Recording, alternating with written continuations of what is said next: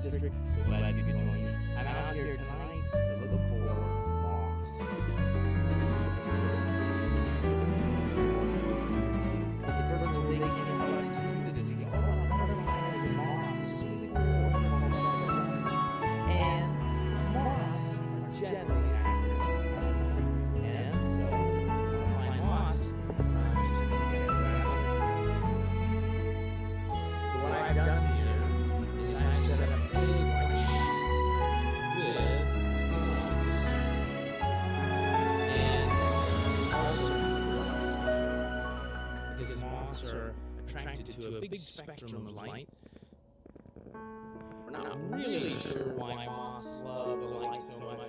We think it's because they usually orient themselves based on the moon and the stars, and we've provided a different moon for them, and because the moon's far away and the light bulb is close, it ends up disorienting them, and they sort of circle around the light instead of flying through the landscape. But I've got a lot of moths on this sheet. Hold on. Let me get something. I got a handy fancy little flashlight here. This is how you see what we're looking at.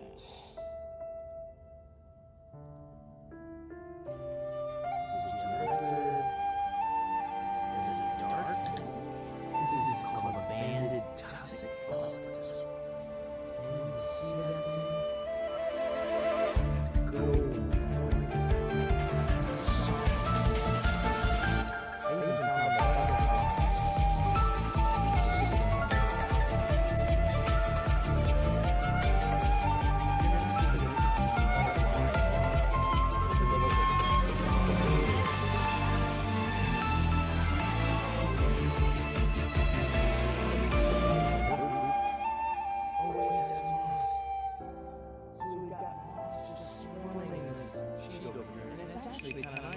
Because with the light on the sheet, even though we've brought in some mosquitoes and some gnats and all sorts of different types of bugs,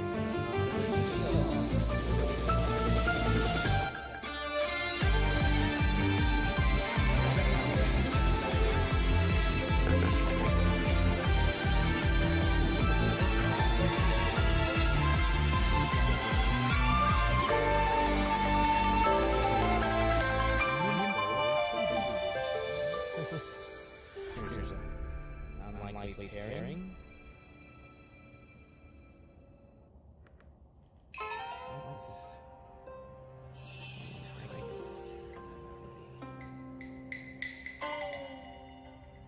This is called a pug. We've got all sorts of beetles and moths, flies, sawflies, lacewings. You don't have to have something set up with a big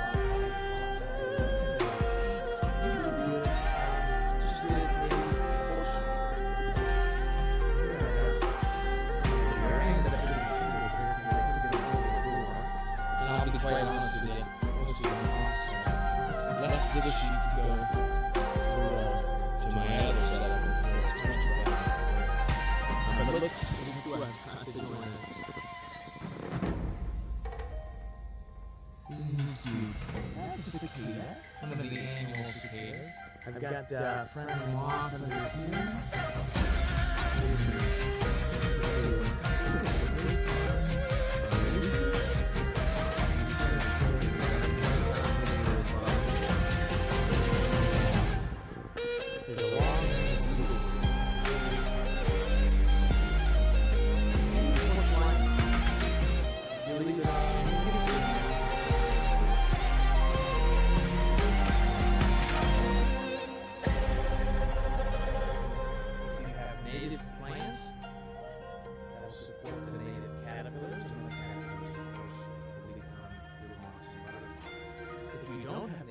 You might not get a lot of diversity of moths in your yard.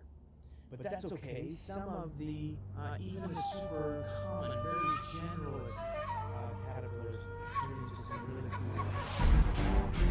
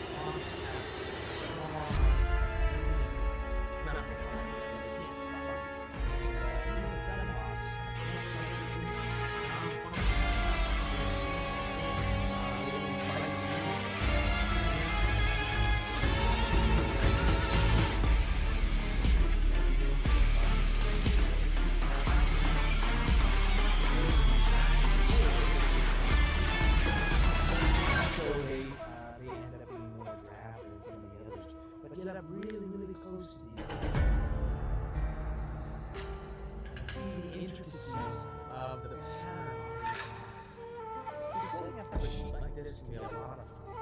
It's really educational. I love doing it. But you have to understand that this is going to detract from the lives of these moths. They're going to spend a lot of time and energy flying into the shoot, and then sometimes if they're they'll get picked off by the birds first thing. So definitely take your shoot down.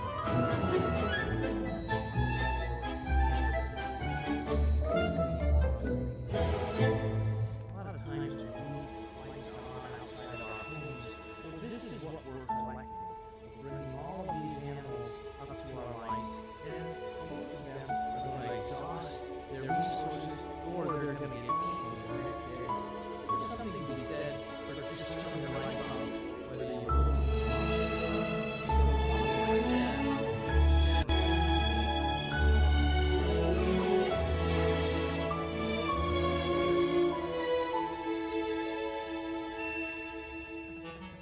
and honestly, you can take a nap. No one says you have to be here after the sheets all night.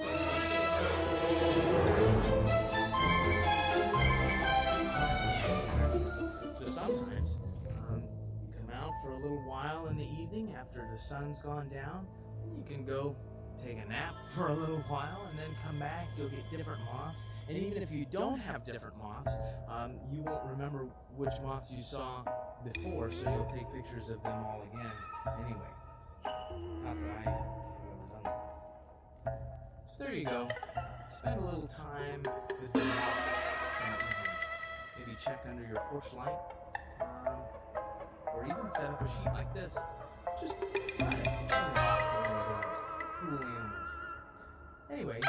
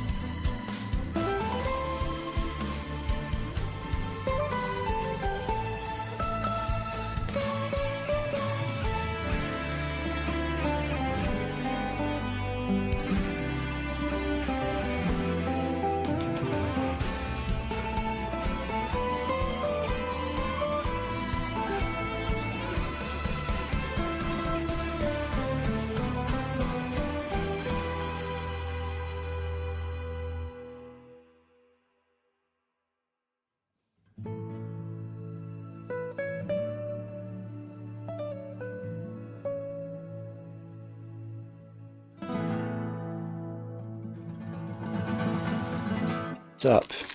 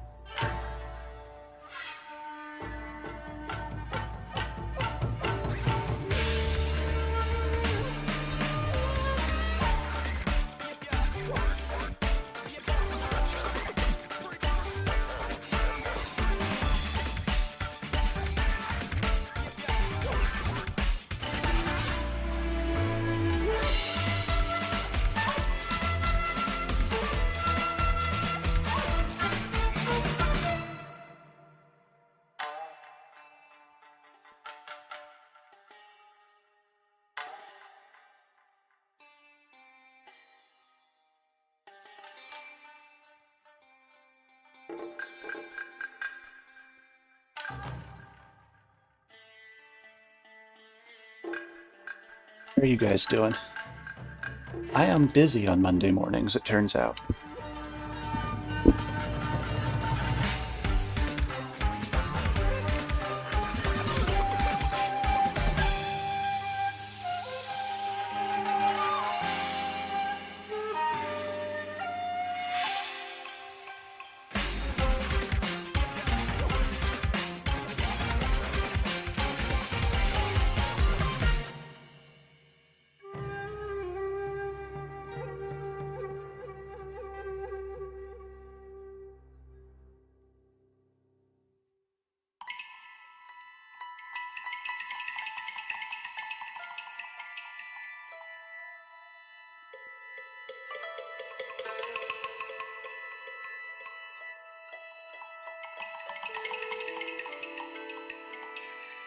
Alright, I'm going to use Nightbot to randomly pick one person. I don't know if Nightbot will post a message in chat, but I'm not going to show this on the stream.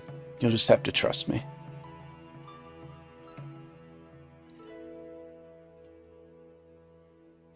Hey, Nightbot does say it.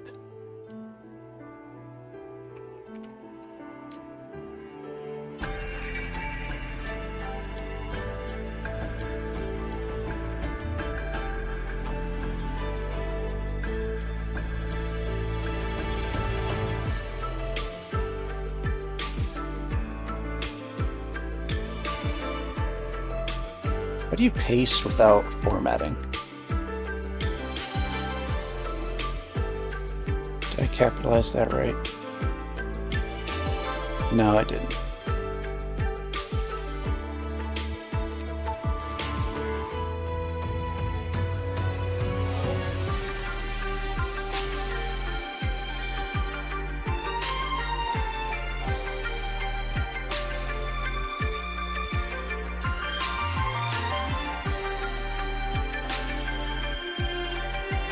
Alright, next random player, Smeargle.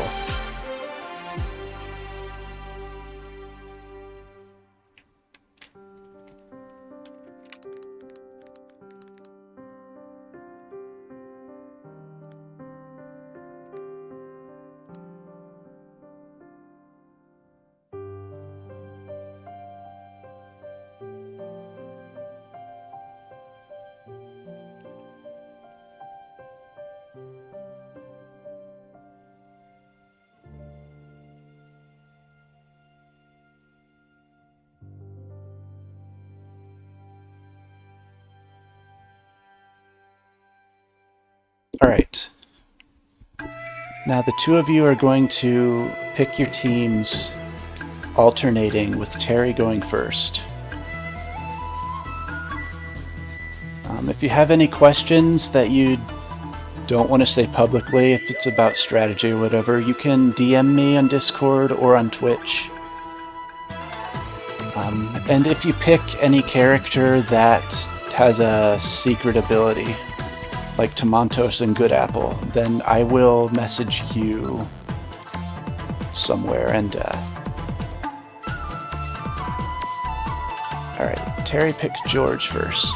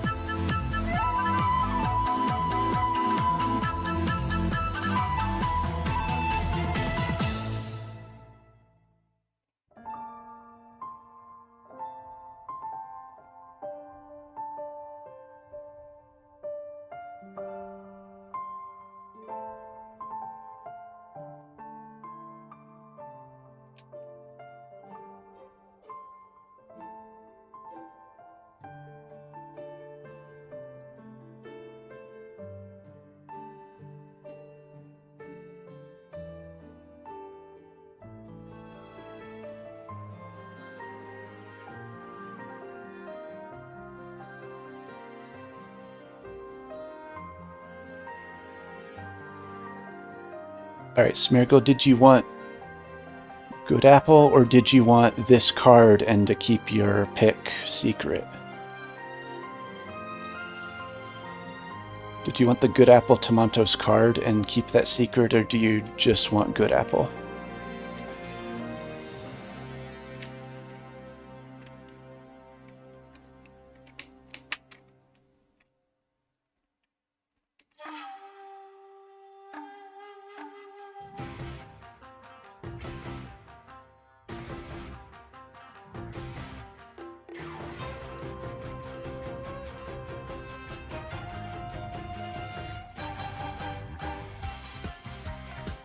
Alright, well, you still get a picture of Tamantos.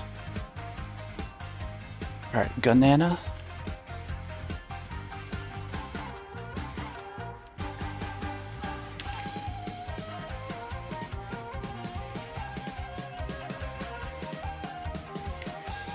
I'm tabbing between a lot of pages right now. I keep losing my place.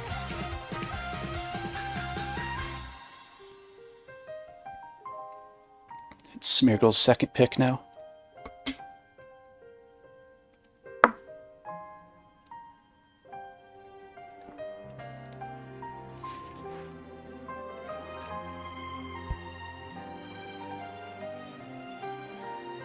Meteor.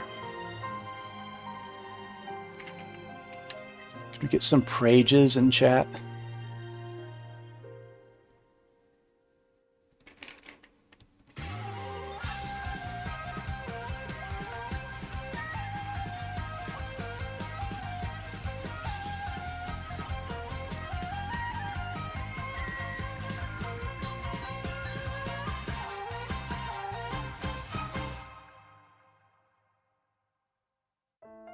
And Union Dragon.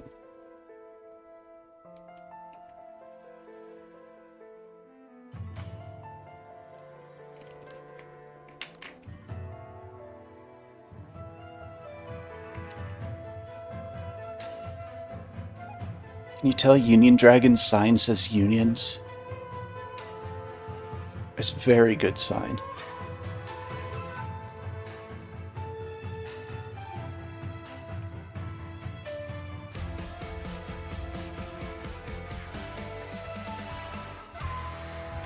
Okay, we got intern.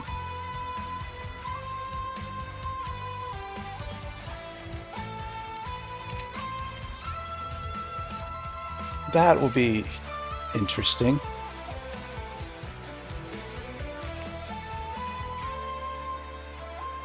Alright, let me go over these characters, because I know there are some things I have to keep track of on my end. I want to look them up first. Okay, so George is just a random action every turn. So there's nothing I need to do there. Gunana, nothing I need to do. Has a shotgun that damages multiple characters. Alright, Union Dragon adds 1 damage. Or 1 damage for each teammate that's alive. Or it can choose a teammate to take all damage.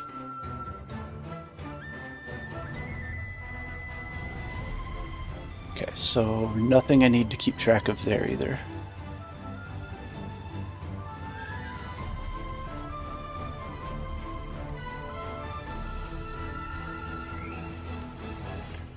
Good Apple, I do need to keep track of who they heal. And in turn, I need to keep track of who gets chlamydia.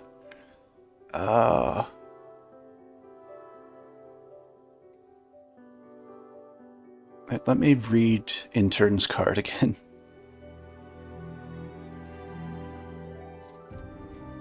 Alright, spreads chlamydia to other players. Anyone, including a teammate who uses an ability or attack on intern, has a 50% chance of catching chlamydia. Any character that intern attacks has a 25% chance of catching chlamydia.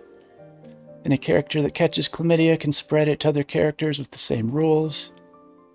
Characters with chlamydia have a 25% chance of not being able to do anything on a turn. All rolls will be determined by a D8. I don't know why it's not just a D4, but whatever. Players will not be told that they have chlamydia unless it prevents them from acting or an ability is used to uncover it. Chlamydia can only be cured by Robot Maid.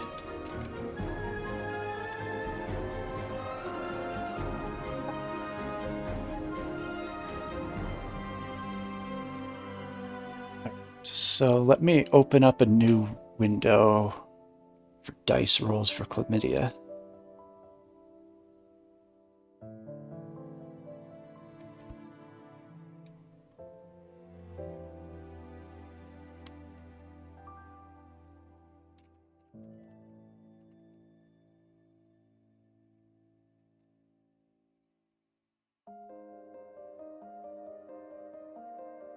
Yeah, Robot Maid would have countered Meteor and Intern.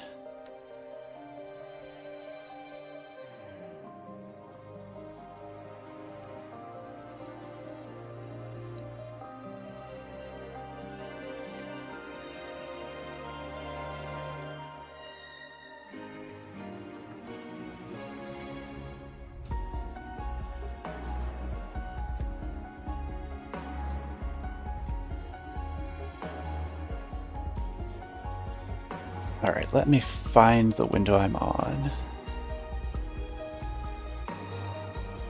Alright.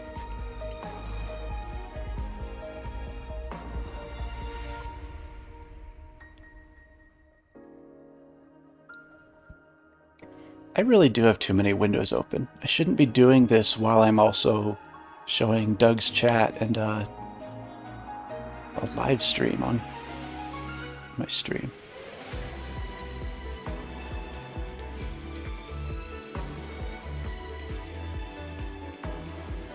Okay, we need some inappropriately intense music for this.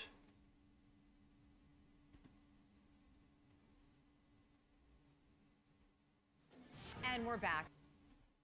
Or an ad.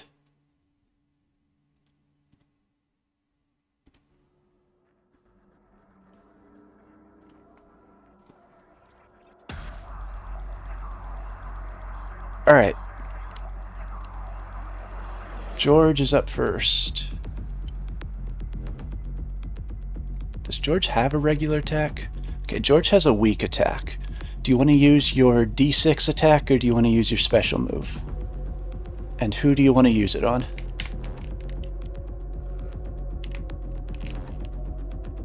I was still very angry over the incident with the Iveo Flight Sim Championship.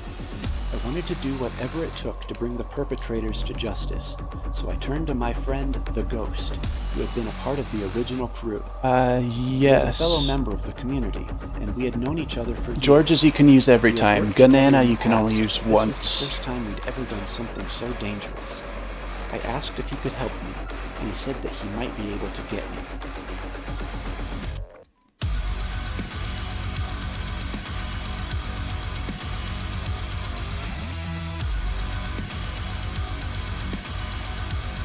But what about the rules?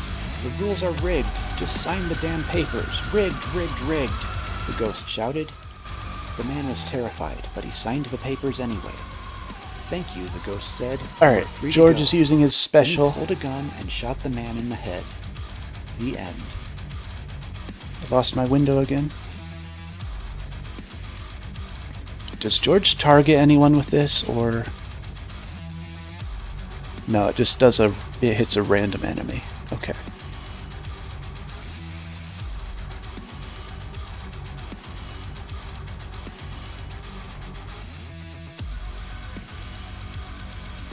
And let me make sure it's a D8. Okay. So we're rolling a D8 for George. It's a 1. Uh-oh. That doesn't sound good, George. 1. George deals 2 damage to himself.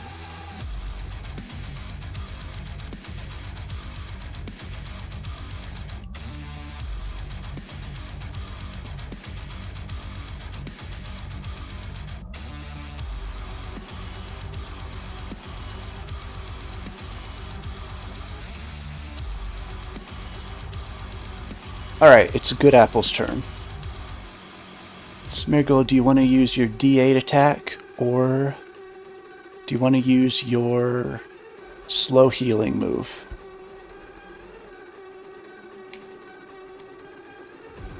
If you use your slow healing move, you can DM me to tell me who you want to put the healing on.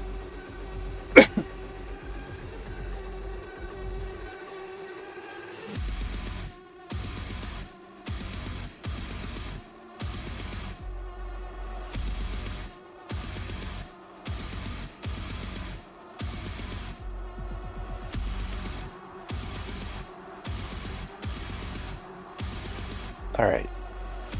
Rolling another D8. 7. Good Apple does 7 damage to Gunana. It's now Gunana's turn.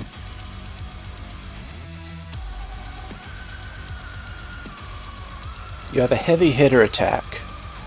You can do D8 plus 2 damage, or you can use your... okay, using the shotgun. Alright, now the shotgun hits the character you target for... is it D6? Where is Gunana? It's the character you target for D6 and then does half that damage to any adjacent characters. So if you aim at player 2, it would do half that much damage to player 1 and player 3. If you aim at player 1, it would only do half that much damage to player 2 and wouldn't hit player 3 at all. If you aim at player 3, it would be the same way.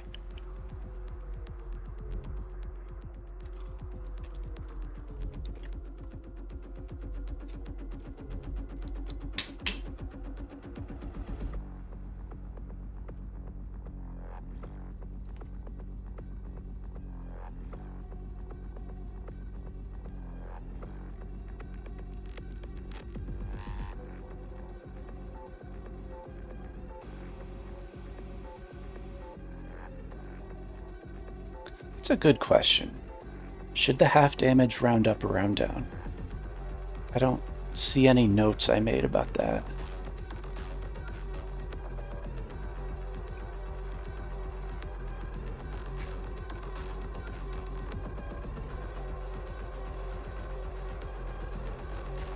I'll just do half, or like a half point of health. Which basically means rounding down, I think.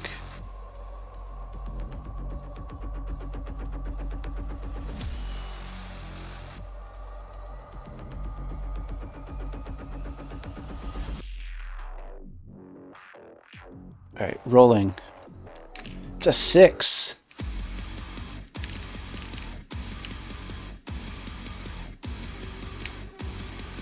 Does 6 damage to the meteor. 3 damage to the apple. 3 damage to the intern.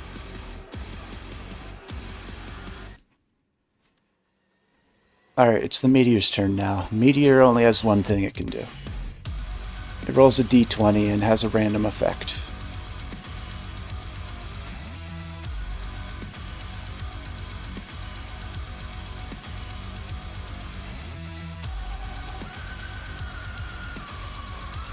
Did we talk about and decide if we wanted to let the meteor just skip a turn? Okay, the roll is an 8.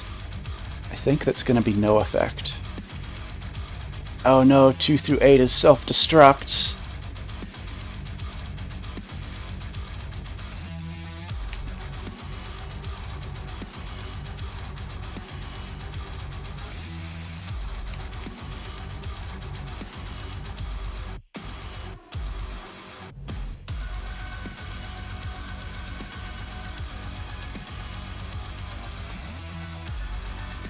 Rip the meteor.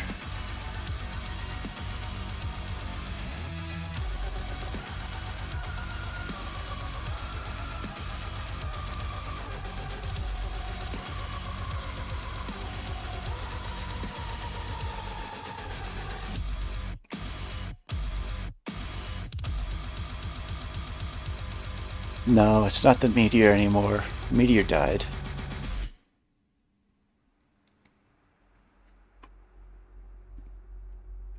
Wait, hold on. I did something wrong.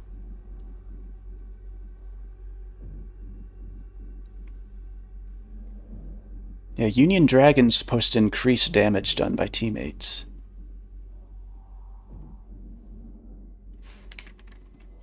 So Gunana would have done extra damage to those.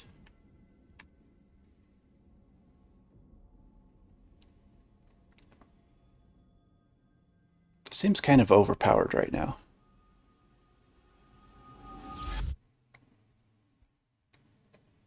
Oh, also Gunana hit intern with the shotgun. So I should have rolled for chlamydia.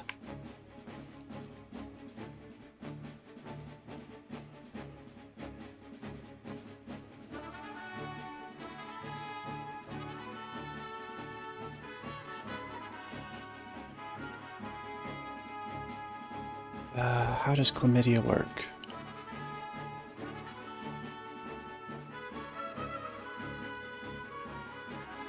It's a 50% chance.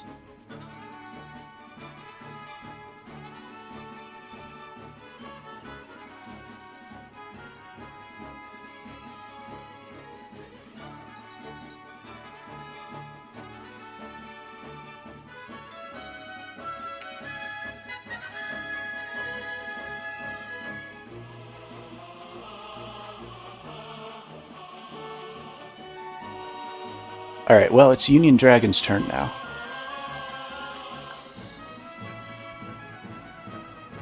Union Dragon can use its D6 attack, or it can choose a teammate to take all damage done to that teammate for 1 round.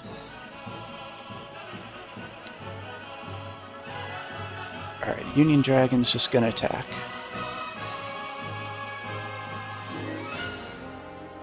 Oh, wait. Hold on. Ignore that roll. I need to know who you're attacking first.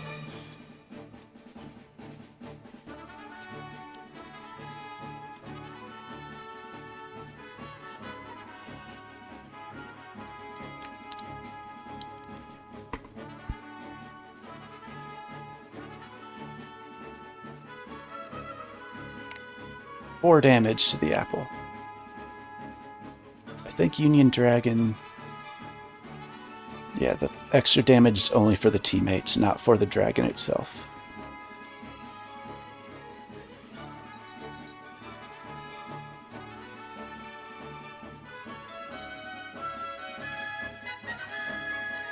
Okay, it's Intern's turn. You can only attack. You have a D8 roll. Who do you want to attack with Intern?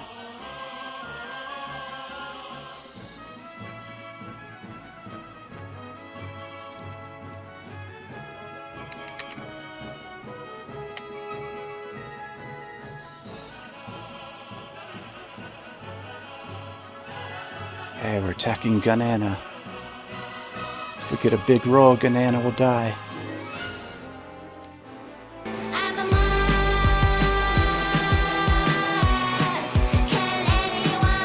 Moths are flying for the attack.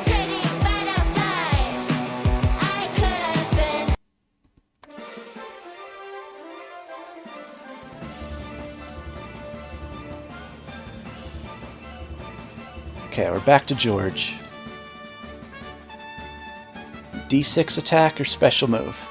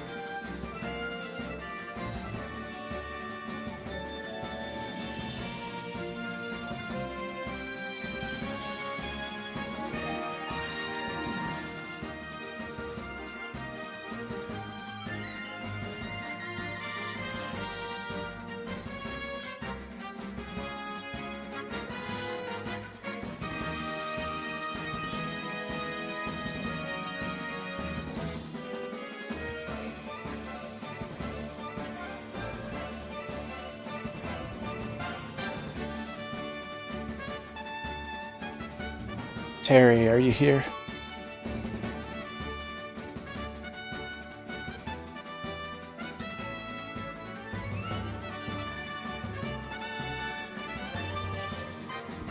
It's George's turn. I wanted to know if you wanted to... Yes. Wanted to use your D6 or your special move.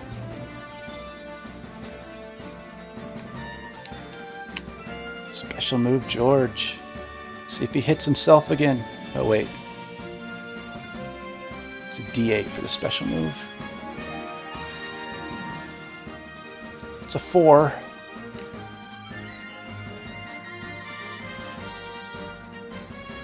What is a 4, George?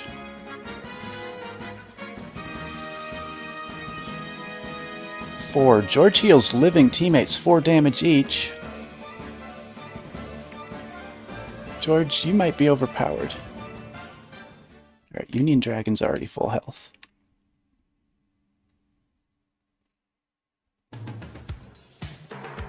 Alright, it's Good Apple's turn now.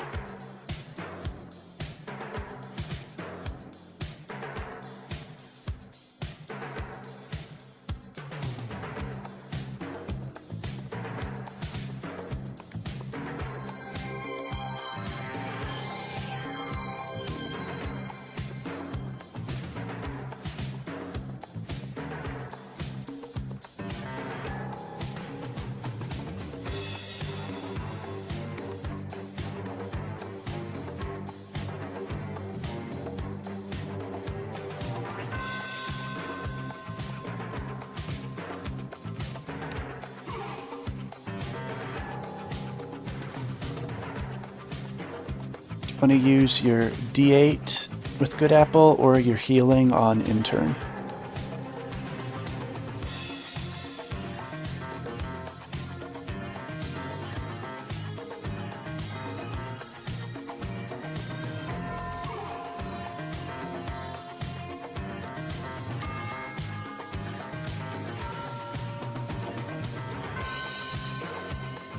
Oh.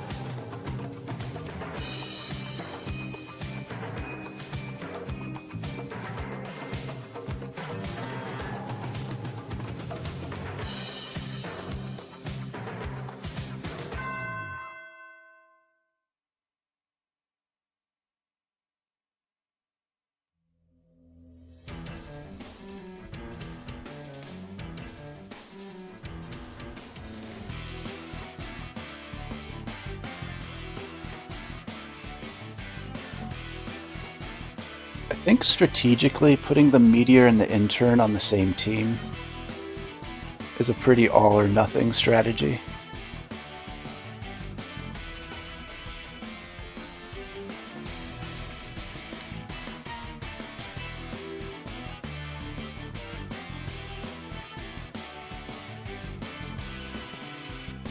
Okay, well, who knows what Tamantos did, but Meteor's somehow back in the game with 0 health.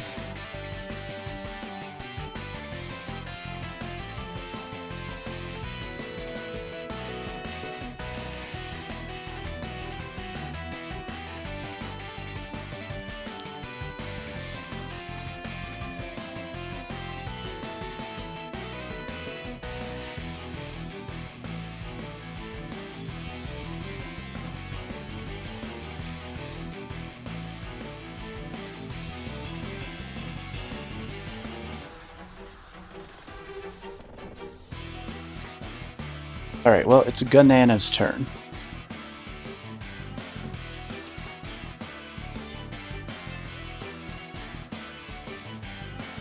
How's my connection? OBS keeps saying it's disconnecting from chat.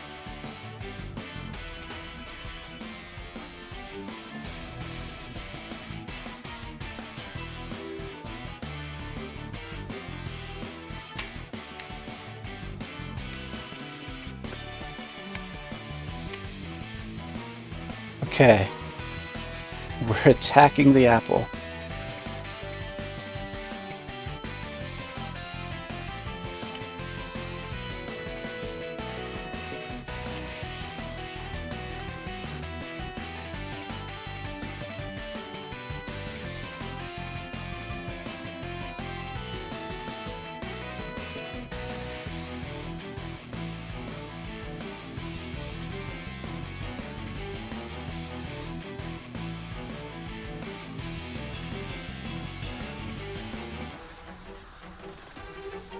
Okay, only needs a roll of 4. No, wait, you've got Union Dragon. You're pretty much guaranteed to kill Good Apple here. It's a 7. Does 7 damage plus 2 from the D8 plus 2 roll, and it gets plus 2 from Union Dragon.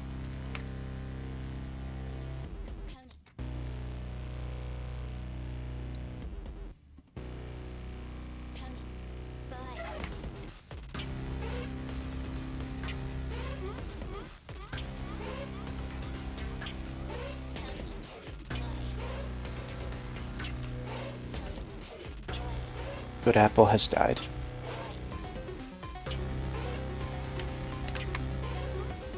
It's now Meteor's turn again, somehow. Roll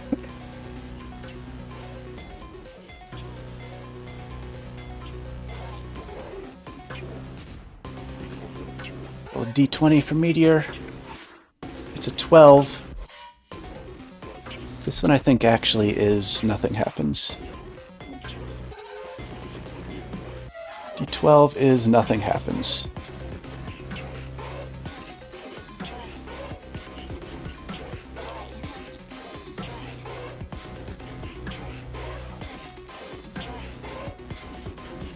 Alright, Union Dragon's turn again.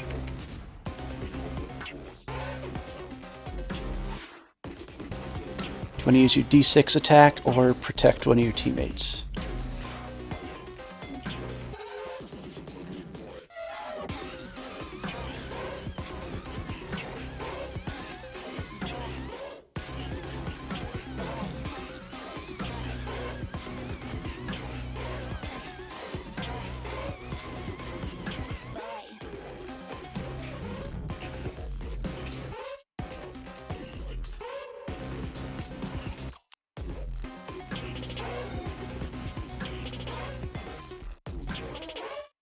Why do I do word wrap in Google Sheets?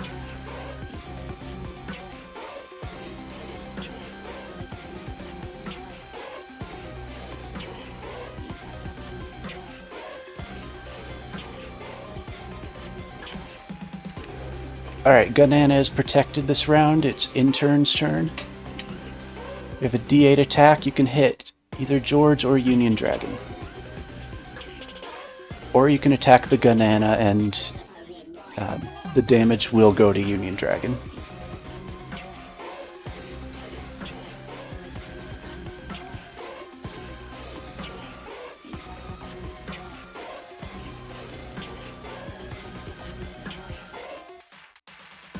Attacking George, the D8 does 8 damage.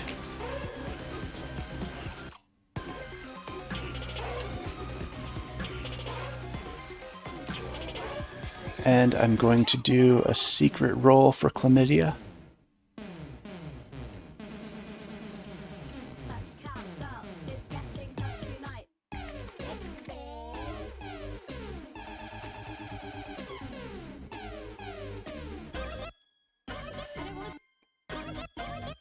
Alright, it's George's turn.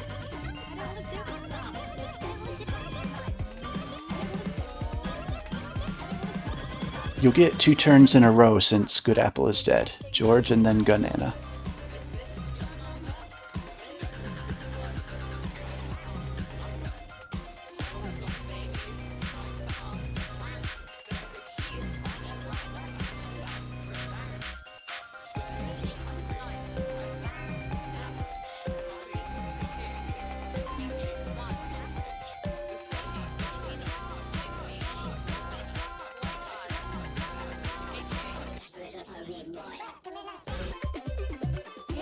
Alright, George is digging through the trash again.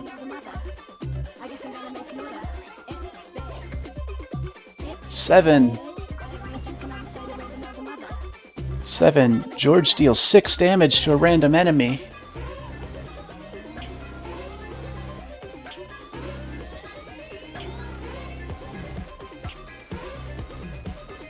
I don't know how I was planning on picking a random enemy.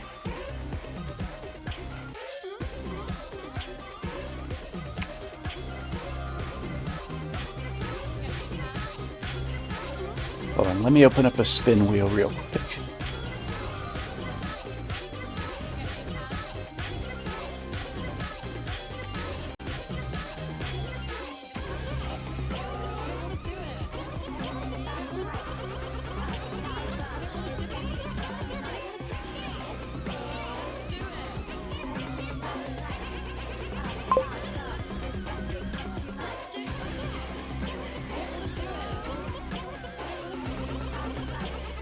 Alright, the wheel's spinning. You have to trust me. I know you can't see it.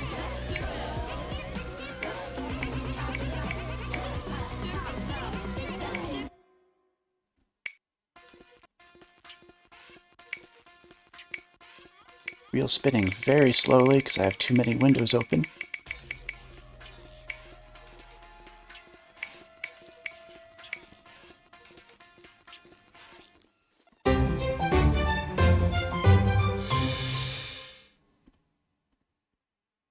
George does 6 damage to Meteor. Except, no wait, George did nothing because he has chlamydia! And he got a low roll and couldn't attack this turn.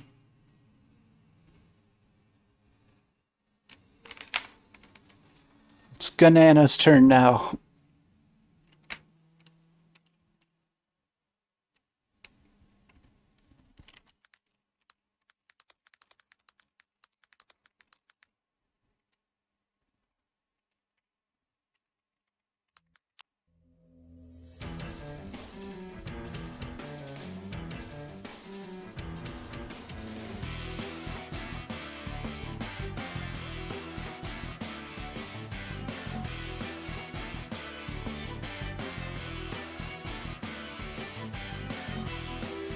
Alright, Bananas. Gonna attack the meteor. Only rolls a 1. But Meteor had 2 health at this point. Banana did 1 damage plus 2. That is enough to kill the meteor, sadly.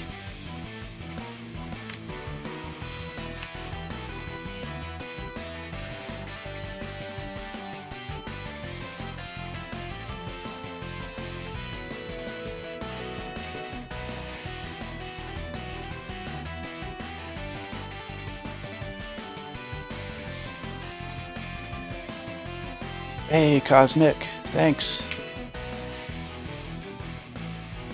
It's Union Dragon's turn. You can use your D6 on in-turn, or you can protect someone. Banana is no longer protected.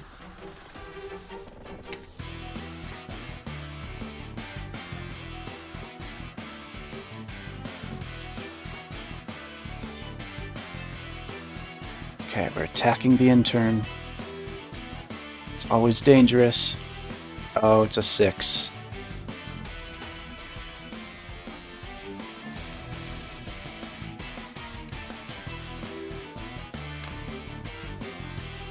Intern, as always, has died.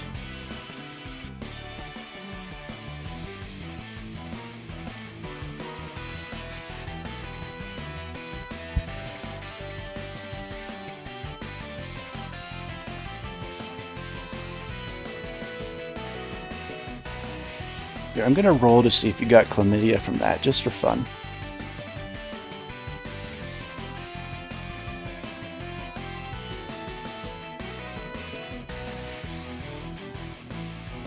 You did!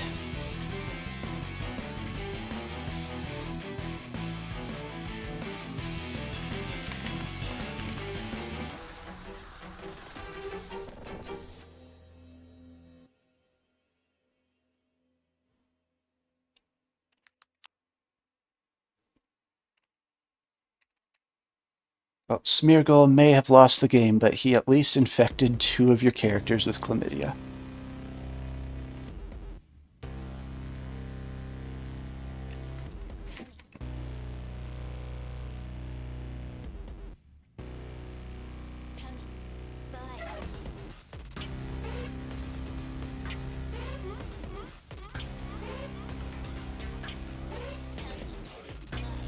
Good game, both of you.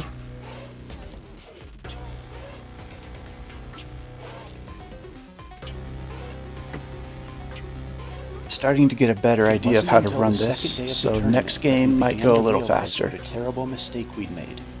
The tournament itself was exciting. I'll let this finish. To see how things would turn out. Everything seemed to be going according to plan.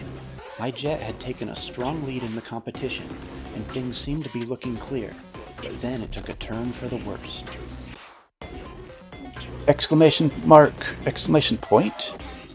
Exclamation play if you want to play in the next game.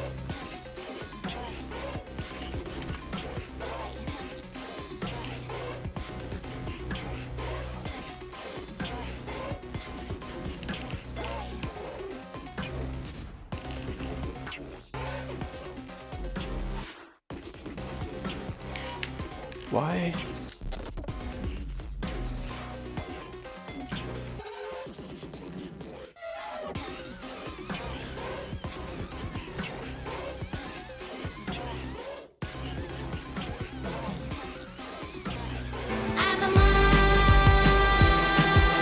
There, Terry changed the music.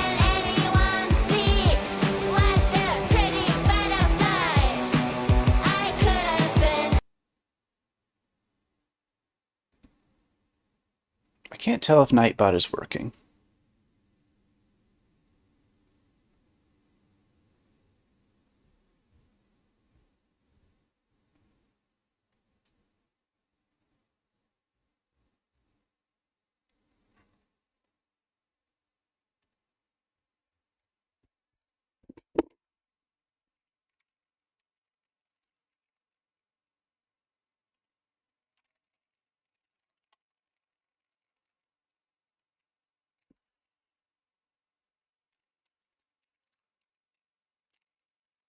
All right, let me get a drink.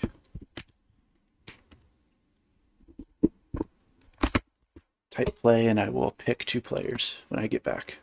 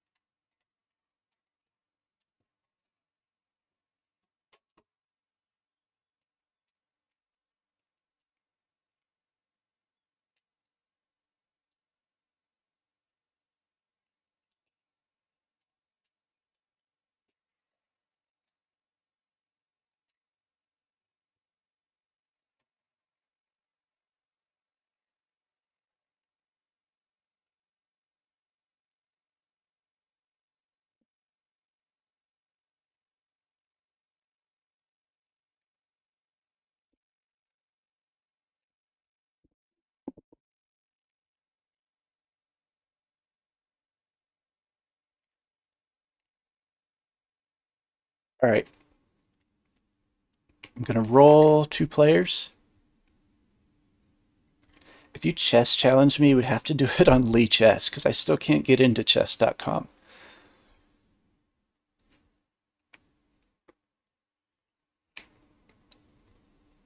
Rolling 2 players. I'm not sure if Nightbot's working. If you get picked and you didn't want to play, just let me know. Fontos bot! Fontos bot gets to play.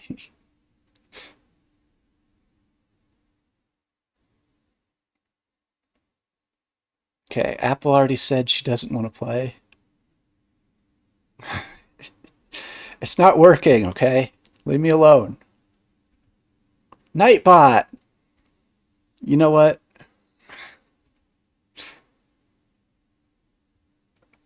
I don't...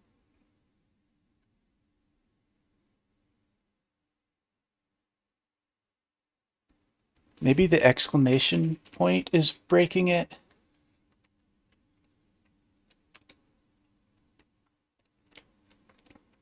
We should play with ChatGPT. So here's a list of 20 characters. Which one do you want to pick?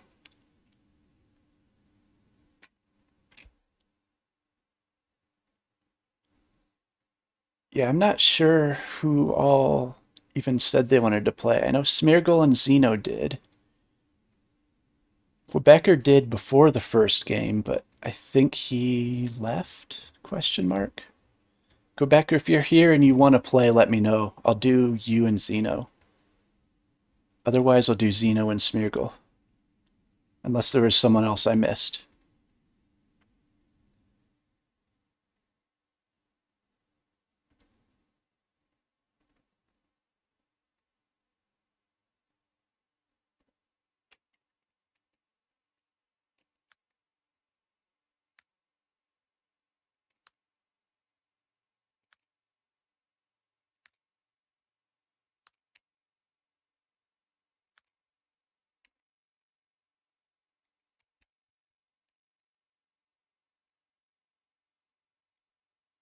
All right. We'll let Smeargle be player 1 this time. Zeno will be player 2. Or Smeargle will be team A and Zeno will be team B.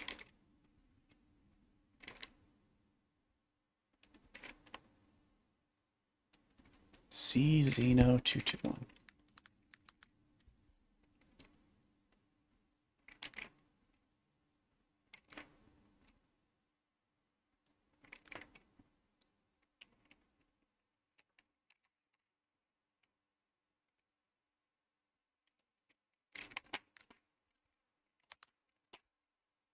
Fine, you're team Z.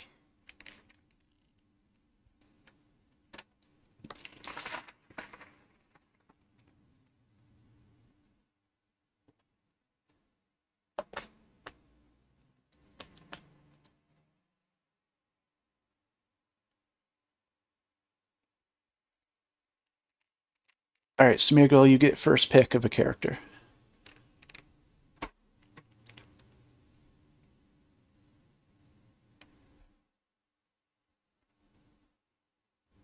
Okay, we're going Meteor Strat again.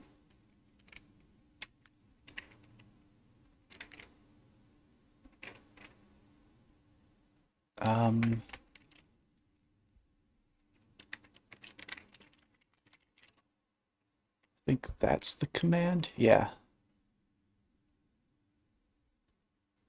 That link should have the characters.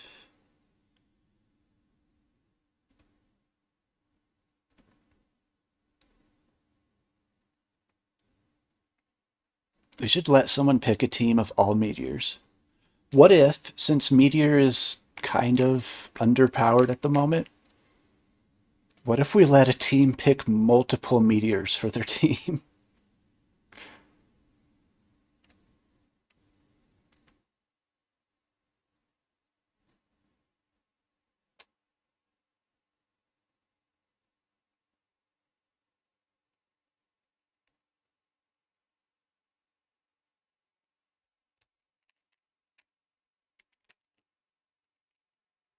I will make a note.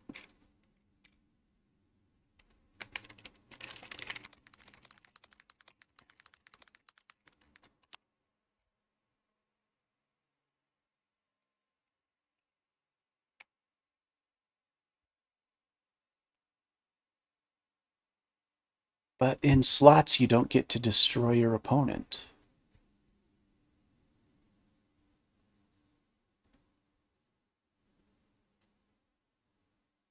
When my son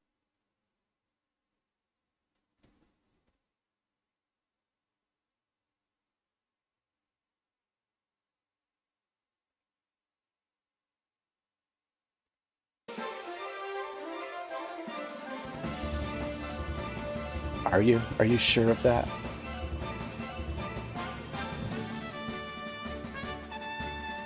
Xeno is picking intern.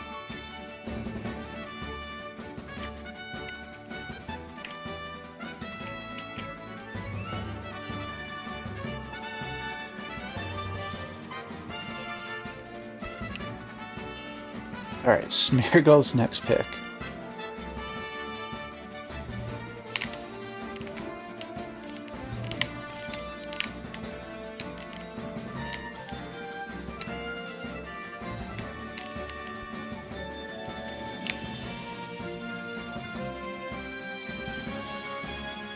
Smeargle's taking Night Nana. Night Nana alternates turns as KN Night Nana and N Night Nana.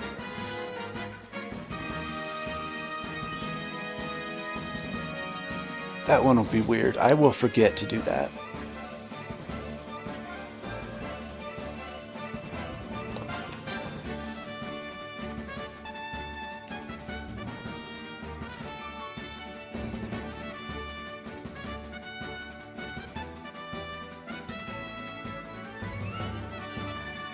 Xeno took Union Dragon.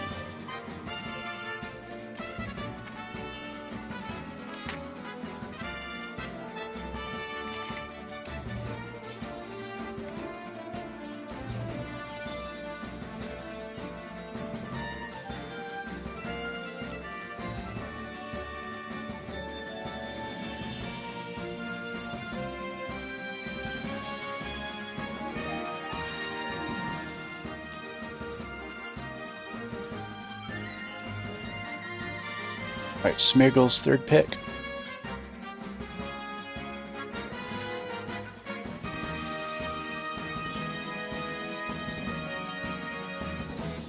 Smeargle going with the banana strat.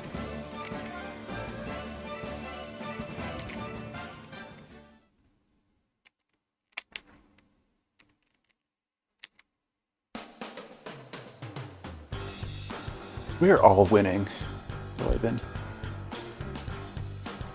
Sixth graders! I have to remind myself what their ability is. They get to choose how many enemies to attack, and then their attack is divided.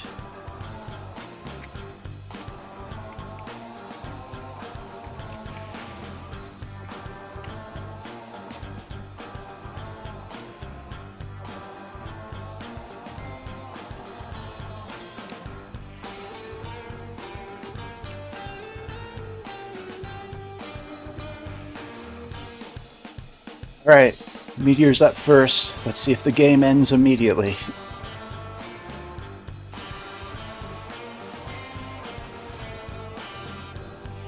Which die do I roll for Meteor again? Is it D20? Alright. If it's a high number or a low number, the game's just over. Uh-oh, it's an 18. I think that only kills one player on the other team.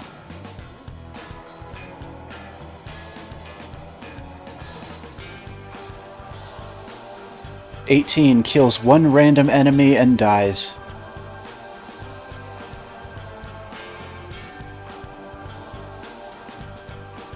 Okay. I should actually do this on screen since it affects who dies.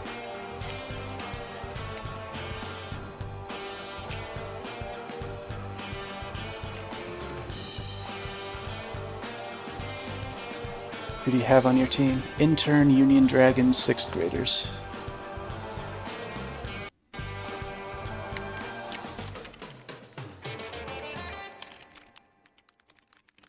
Did the meteor wipe out a bunch of 6th graders? Let's find out. Oh, that's barely showing up on screen, isn't it?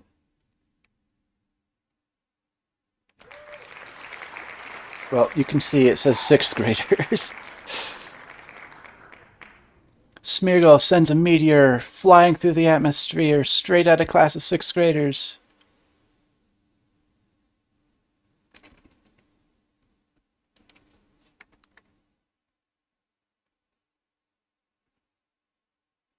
Sixth graders are blown into a million pieces.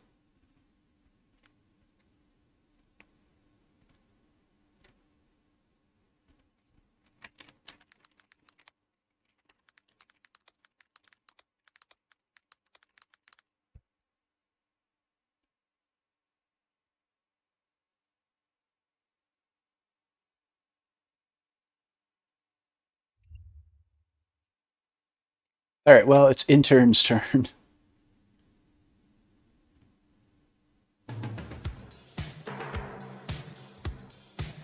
Oh wait, we need some more inappropriately intense music. The $20 taste of is 6 Let's listen to a KFC ad. sides, mashed potatoes and gravy. Some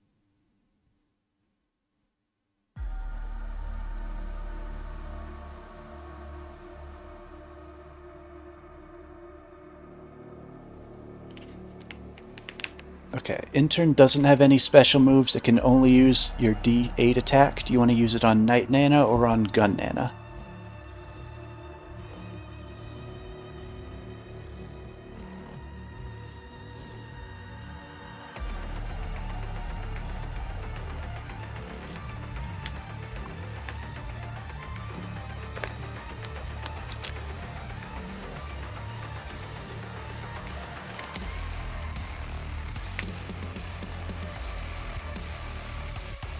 Intern attacked Gun Nana. Gotta find the right window. D8. Does 8 damage plus 1 from Union Dragon.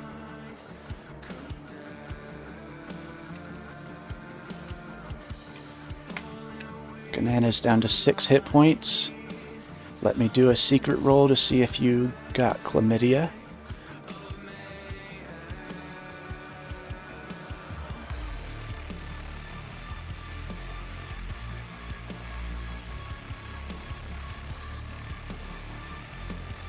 Alright, it is Night Nana's turn.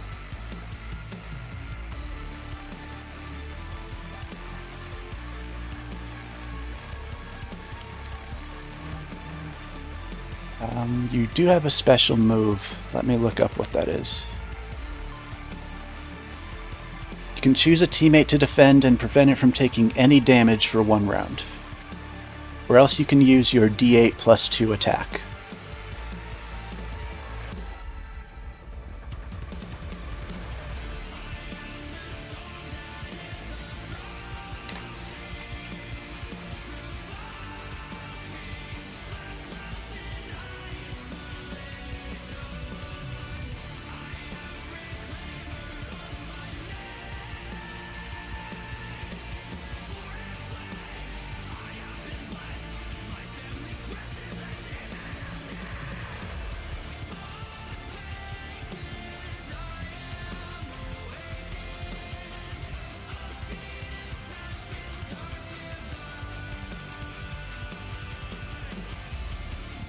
Gun Nana is protected from damage. Uh-oh.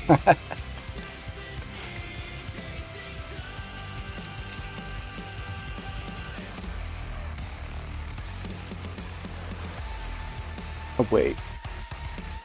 Does Night Nana immediately switch to the other Night Nana, or do I do it at the end of the round? I think I do it at the end of the round.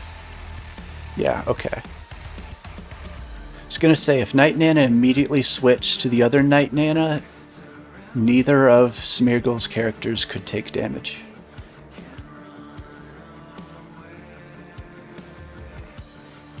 Alright, Union Dragon's turn. You can do your D6 attack, or you can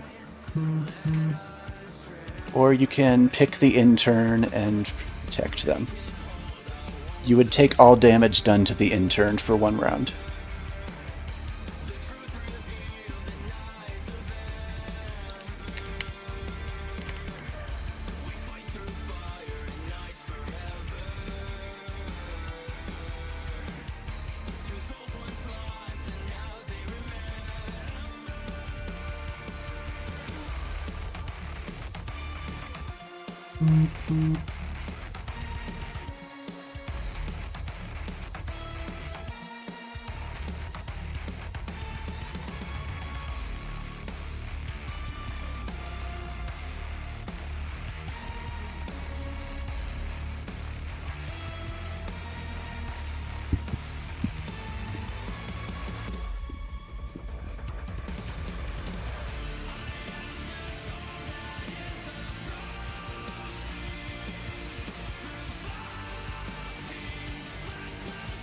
Union Dragon's protecting intern. And it is Gun Nana's turn.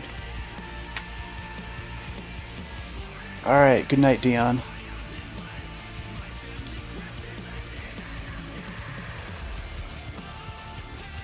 Do you want to use your D8 plus 2 attack or your shotgun?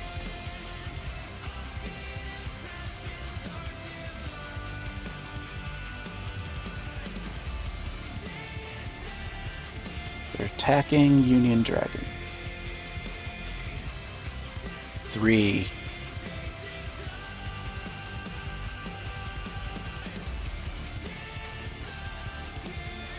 Does 5 damage to Union Dragon. Alright, 6th graders are dead, and Meteor is dead, so we're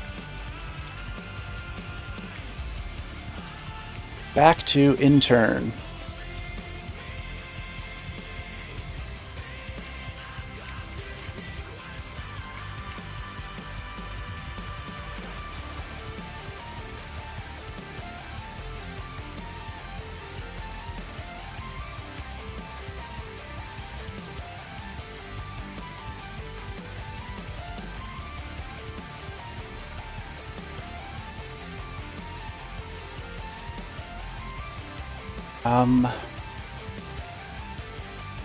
Is Ganana still protected? Does Night Nana say for 1 round or for... Yeah, it says for 1 round. So yes, I think they are still protected. It would say until the end of the round.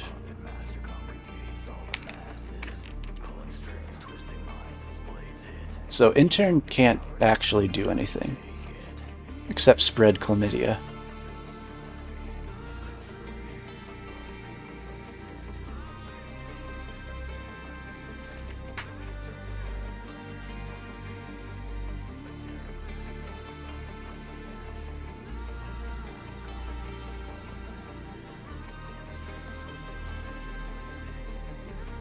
Alright, I'm doing the chlamydia roll.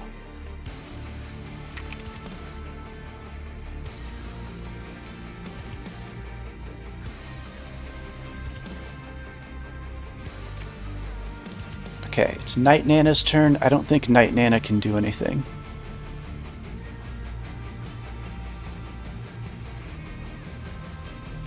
Yeah, Night Nana's asleep, so it's Union Dragon's turn now. Oh, wait, and, it's been a full turn, so Gun Nana is vulnerable again. And Union Dragon's turn.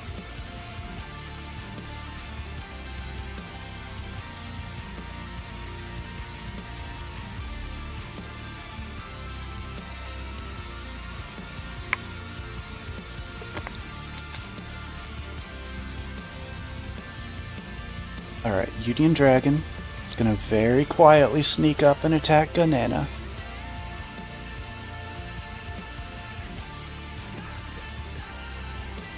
They're a D6, right? Yes.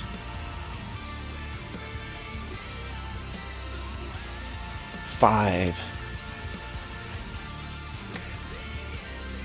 Gunana's down to 1 hit point. And it's Gunana's turn.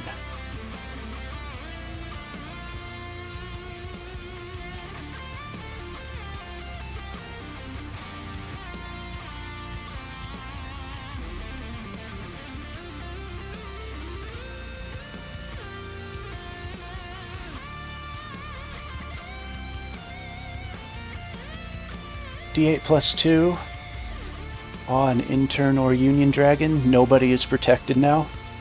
Or Shotgun. Gonna attack Union Dragon again. Oh, 8 plus 2. Union Dragon's down to 5 hit points.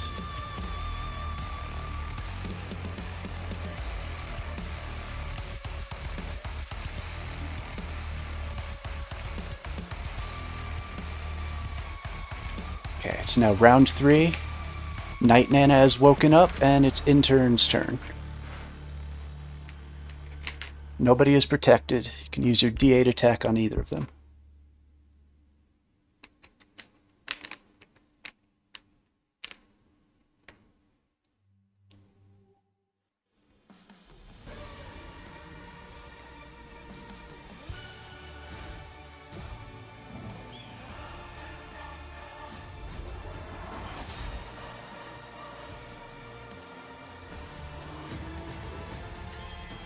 We're attacking Gunana. This is a guaranteed kill, but we'll still roll for funsies.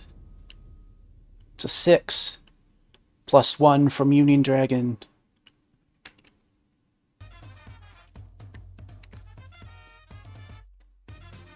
Clorox disinfecting wipes. Gunana is dead. Times better.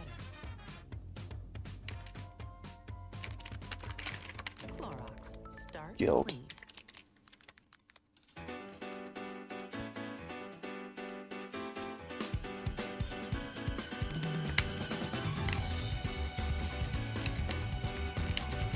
Okay, it is Night Nana's turn.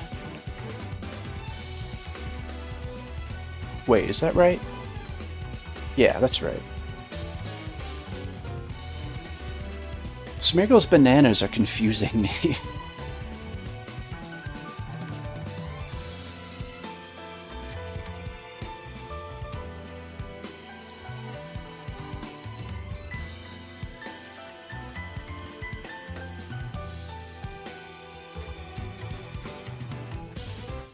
Okay, D8 plus 2 on Union Dragon.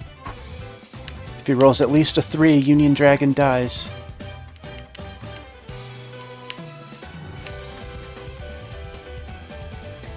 It's a 7. Union Dragon takes 9 damage.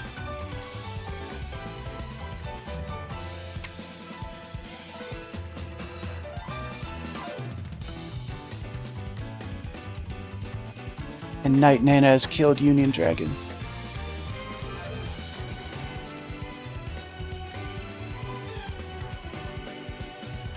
There's now round 4. Night Nana is asleep.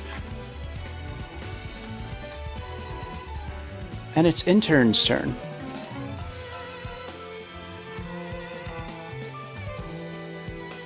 You can only do one thing. I'm just gonna go ahead and do that. Gonna do a chlamydia roll.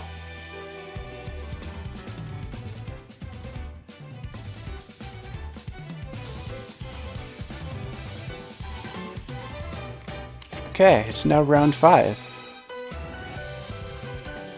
And it's Intern's turn again.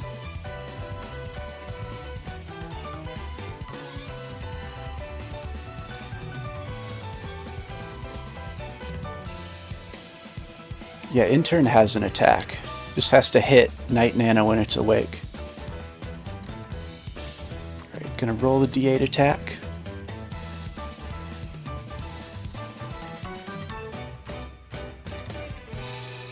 does 6 damage.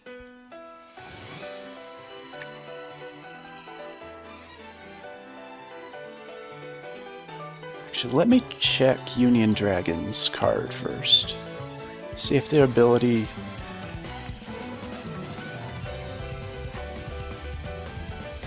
Okay, I think their ability ends when they die. There's 1 or 2 characters that their ability continues after they die. Okay, I'm gonna do a chlamydia roll.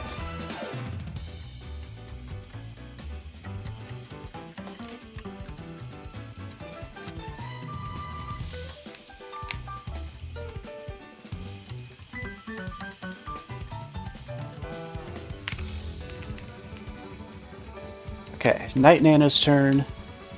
I assume you want to use your attack on Intern.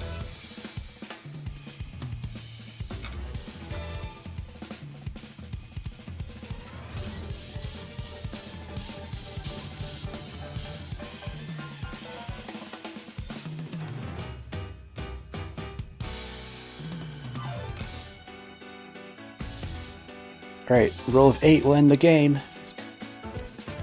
It's a 3. 3 plus 2.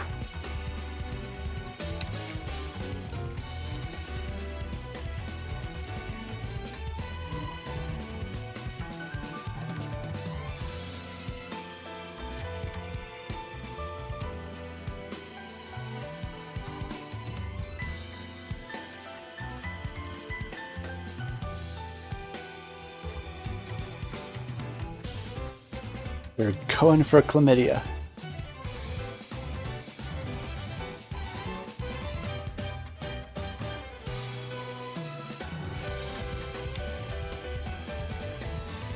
Alright, Intern again.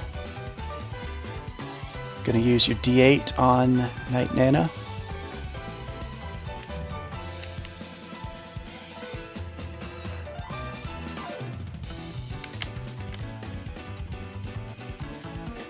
It's a 5. Night Nana's down to 4 hit points. But Night Nana could kill Intern right here.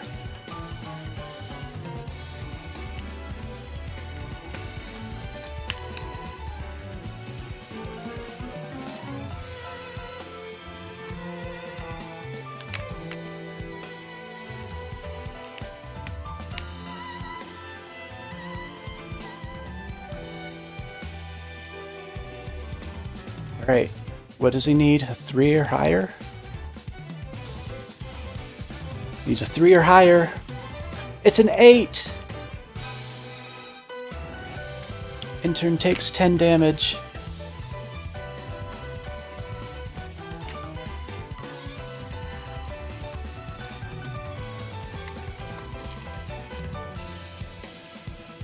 And Night Nana stands alone on the battlefield.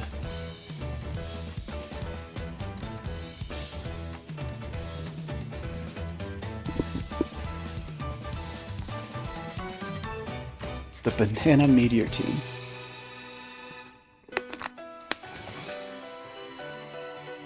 I will say that Night Nana and Gun Nana both had chlamydia, but it never came up to make them not act.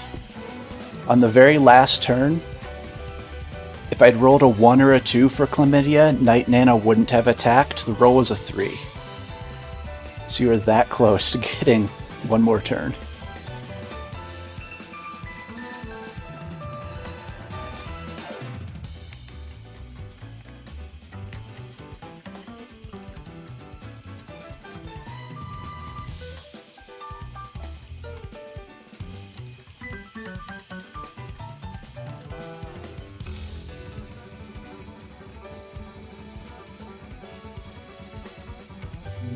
Let's do another D8 roll. Would have been a 4, which would have been exactly enough, hypothetically.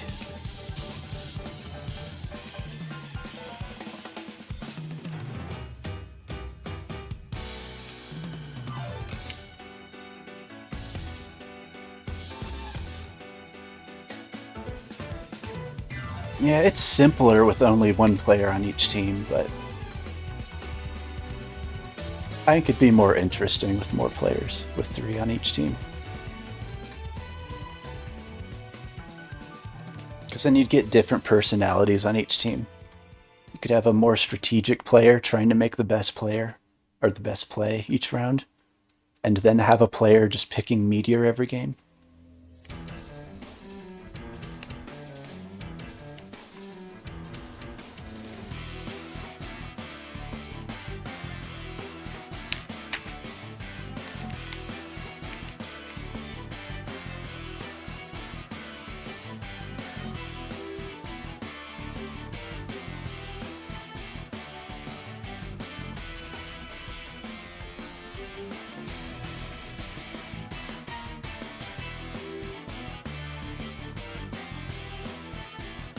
Alright, anybody want to do another game now?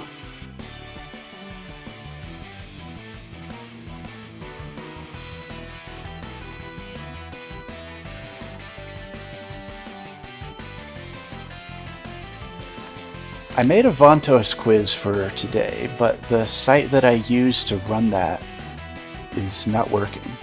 I actually checked it on either Thursday or Friday, and it was fine. And by Saturday it went down. And it's still down. So I'd have to just type all the quiz questions in on my own, and I would rather not do that, unless people really want to do it.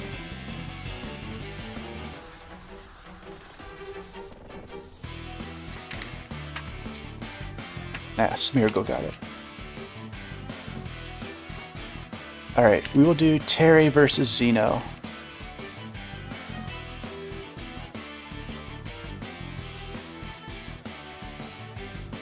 Zeno, you get to pick first. You will be player 1. Terry will be player 2.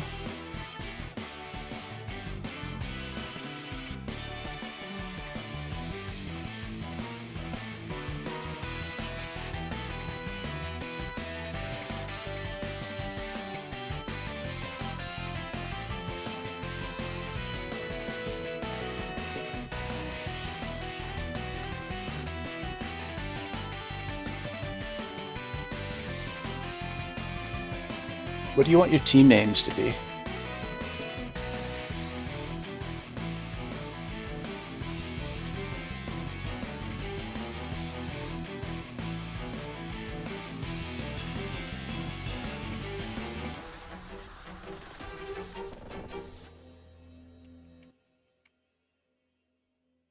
I keep forgetting to say this, but a team can only have one heavy hitter. The cards with the red background are the heavy hitters. Red licorice or black licorice? I say both. But nobody's tried to pick 2 heavy hitters yet, so it hasn't come up. You've had licorice, you buffoon. Only those with experience in licorice.com have quote-unquote Team had Deface. licorice. A curation of delicious flavors, shipped fresh in just days. Scurry over to licorice.com to try licorice. Robot Maid and Night Nana can both be heavy hitters, and they don't count. So good, we earn the name. I don't remember what the other colors mean. The greens are all the D6 characters. I think the blues are like specialist. They have special abilities. Don't know why the 6th graders isn't shaded in blue. Wait. And the white are just normal. I don't know. Because intern is not normal. Maybe the whites are the specialists and the blues are just the regulars. Except that... Okay, I have no idea. I don't know what blue means. But reds are heavy hitters, greens are light hitters.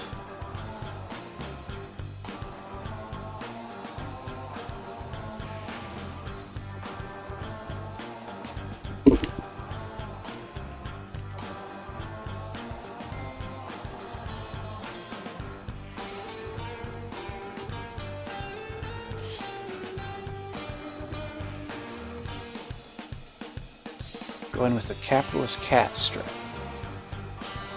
Where is Capitalist Cat?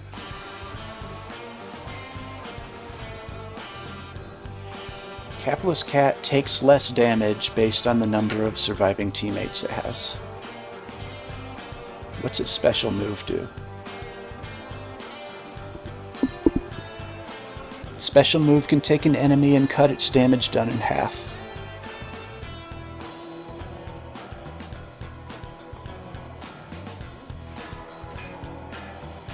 Robot Maid.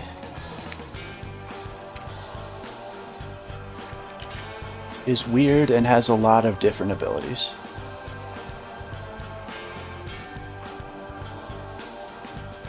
Xeno's pick for their second player.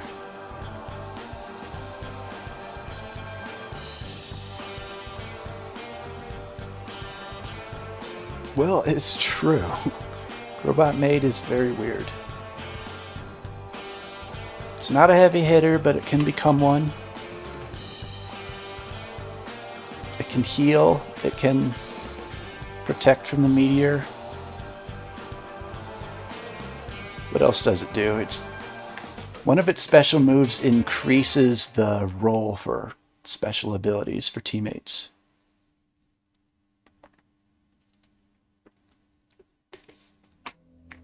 Like adds +1 to the special ability roll.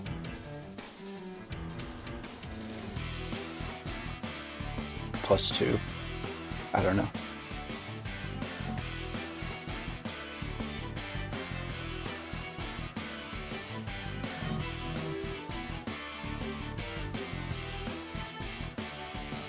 Gonna trust and then turn.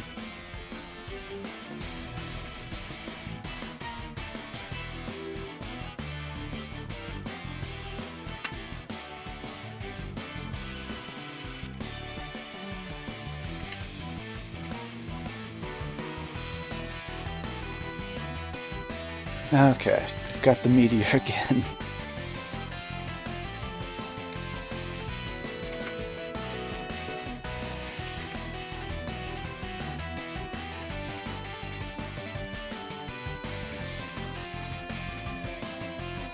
We love the meteor.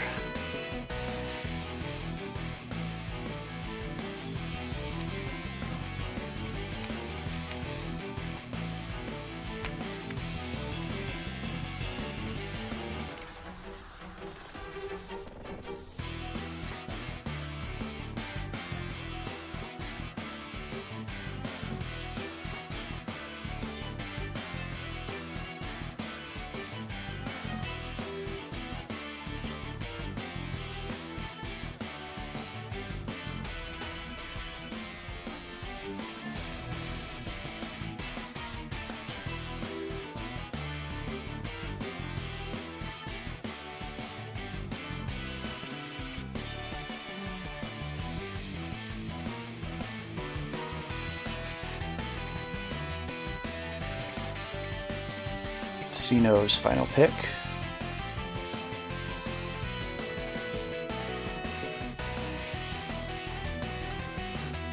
Are the blue shaded ones with more health? No.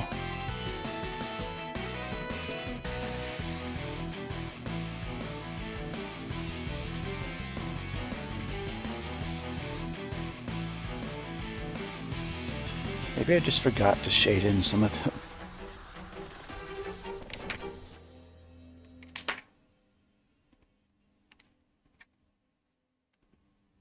George. And now Terry's third pick. Level up your gaming space with metal posters from Displates. I love all these Get more ads. Displates in seconds. Swap them whenever you like. Get a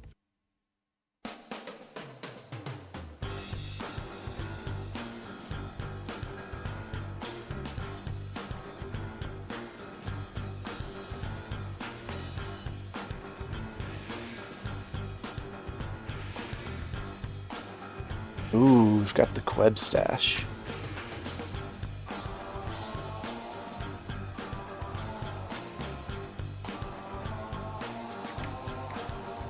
Queb stash also weird and has a lot of abilities. Okay, what's its special ability? Gives +5 hit points to teammate. Effect continues if Queb stash dies. So I will go ahead and give +5 hit points to Robot Maid and Meteor.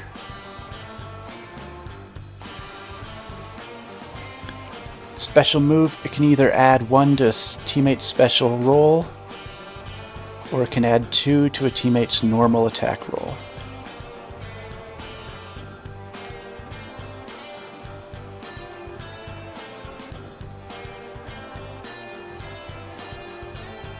Both of those seem kind of weak, but Quebstash's attack is only a D4.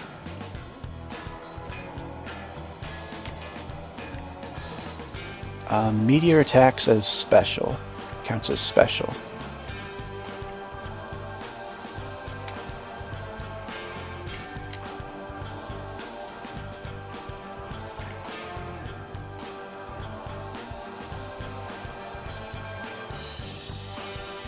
But Meteor might die before Quebstash gets a turn.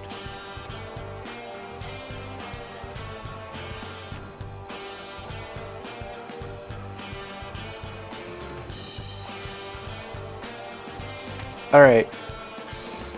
Capless Cat is up first. Do you want to use your D6 or your special move?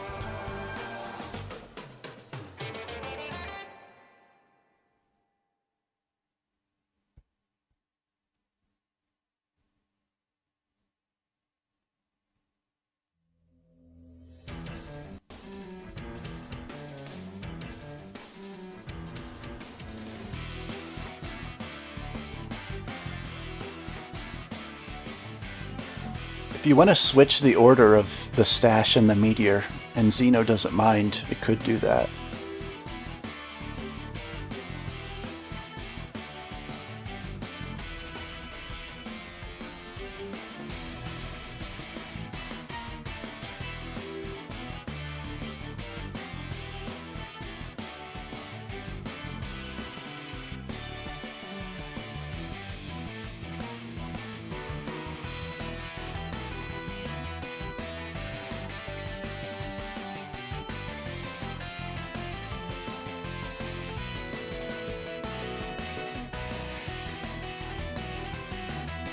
Never really settled on rules for picking teams.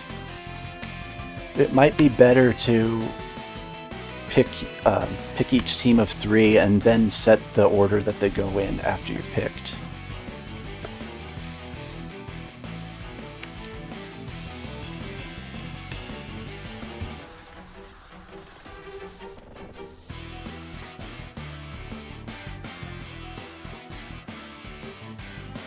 Well, either way, Capless Cat's up first. D6 attack, or special move, which reduces the damage done by someone on the other team.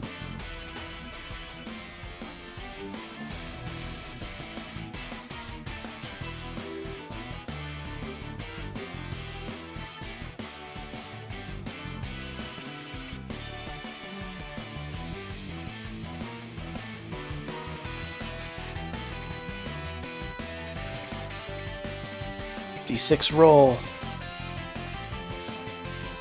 Does 5 damage.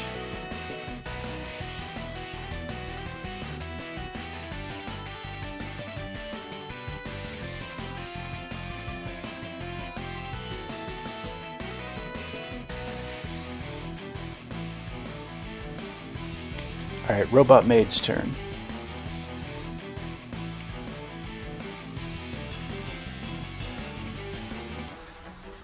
Does her special moves do? She can choose a teammate with a potentially negative special ability and reduce the chances of a negative outcome by half. Or you can cure any player of chlamydia. Or you can use your D8 attack. If you go 2 moves without using a special ability, your D8 attack will become a D8 plus 2 attack.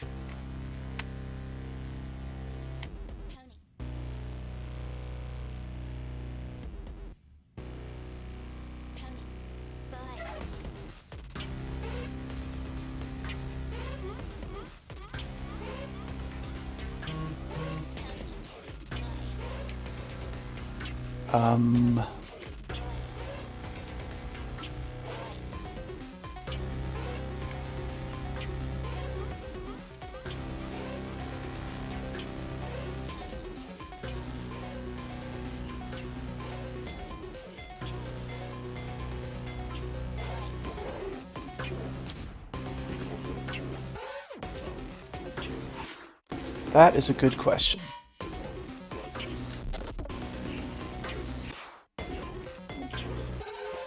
I remember thinking about this, but I don't have any notes.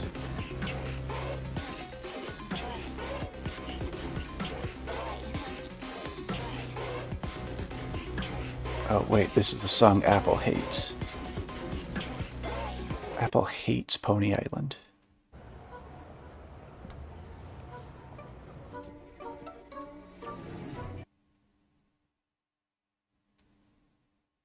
You have to be ready.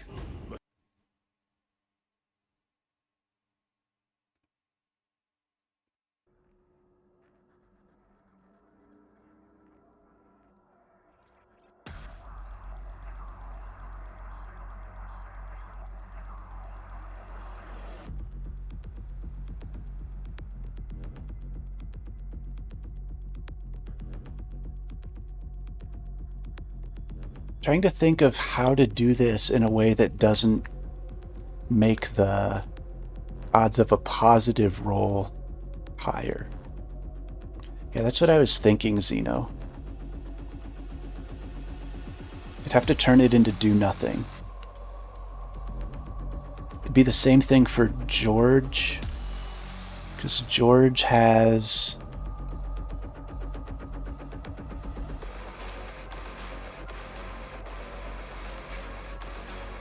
Yeah, George has 2 negative outcomes and 5 positive and 1 neutral. So for George, I would just make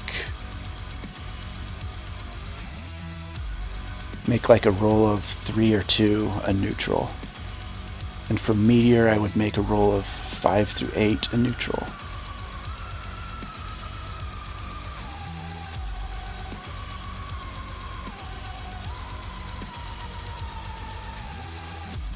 All right.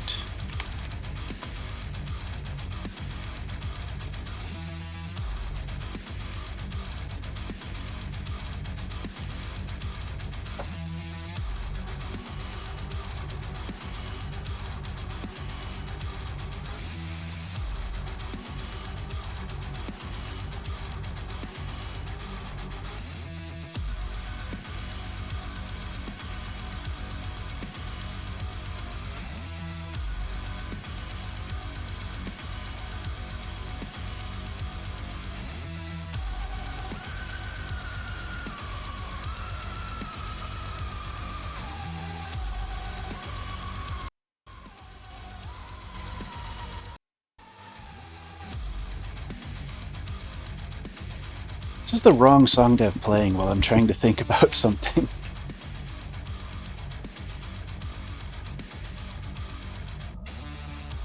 Okay, if Robot Maid had gone second, would Queb's ability have been resolved at the time of attack or on Queb's turn?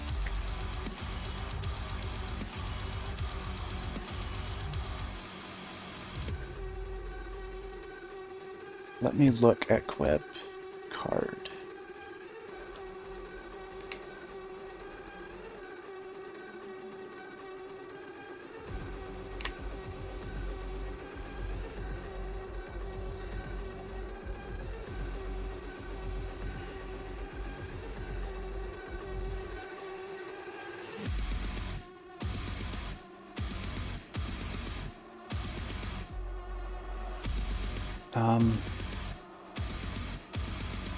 Looks like Queb's ability lasts from when he uses it until it gets back around to his turn.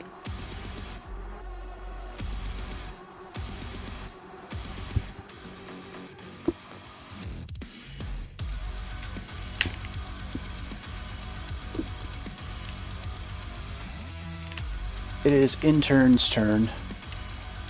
Got a D8 attack. Who do you want to use it on?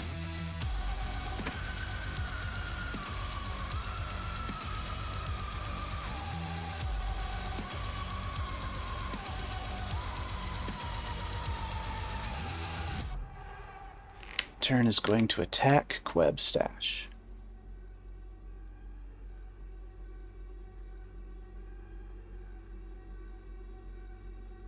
You've got a 50-50 chance.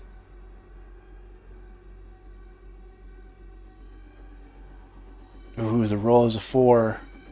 Web stash survives.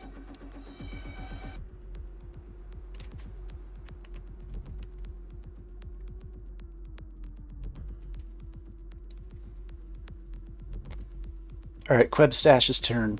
I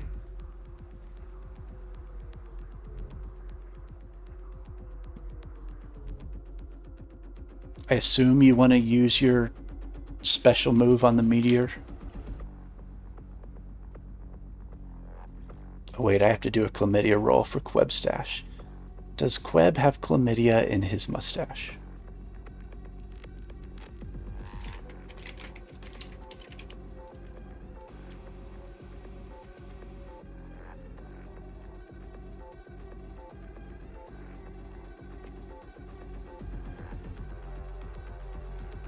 Alright. Meteor has been buffed.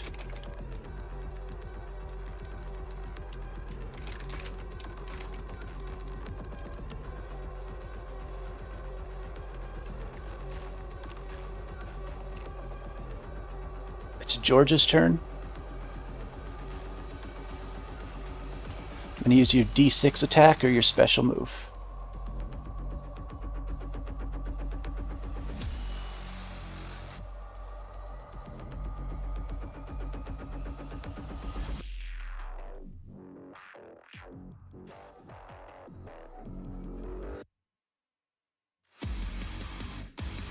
No, not Queb.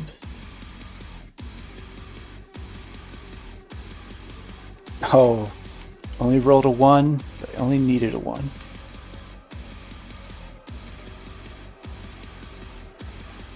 Alright, Queb Stash is down, but the +5 hit points is still active.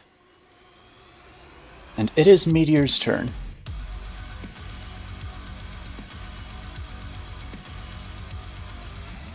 Okay, let's recap.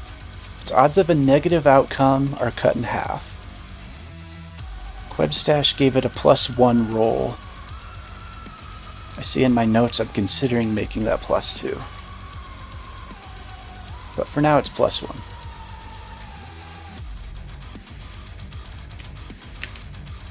So if it rolls a 19 or 20, it instantly wins the game. If it rolls a 14 through 18, it kills one random enemy and then dies.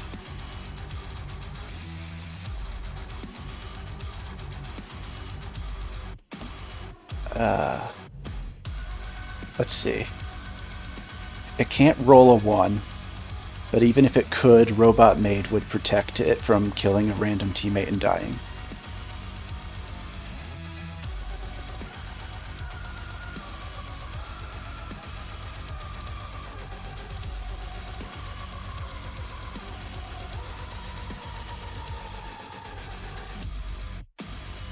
Yeah, Robot Maid makes it so you can't kill an ally, but since it has +1 to its roll, it couldn't get that anyway.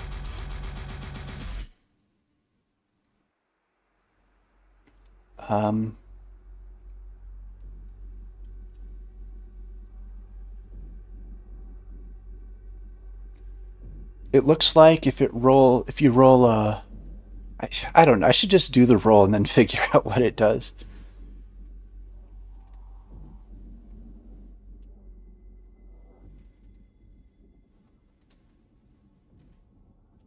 Yeah, my latest follower followed me when you shouted me out during your stream, Bunny.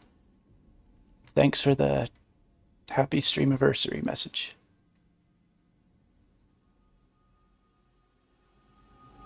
Alright, let's do the roll. Let's get this over with.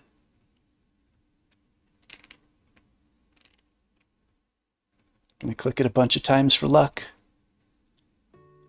Oh, it's a 6. And togetherness. Sweet memories that are the best. Which I think is nothing happens, correct? To feeling like a kid again. From classic comforts to caramel popcorn perfection. 6 plus 7 should be self-destructs, but it has half chance of a negative outcome. So that would be nothing happens. Of bliss. Dry skin is sensitive skin too. and it's natural. Treat it that way. Aveeno Daily Moisture with prebiotic oat is proven to moisturize dry skin all day. You'll love our formula for face, too. Aveeno. Okay.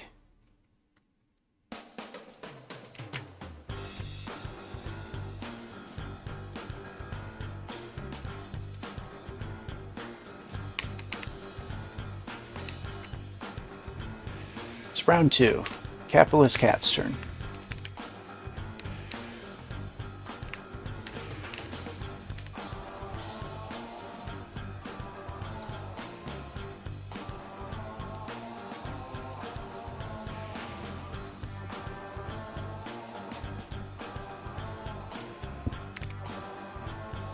Capitalist Cat will attack Robot Maid and do 2 damage.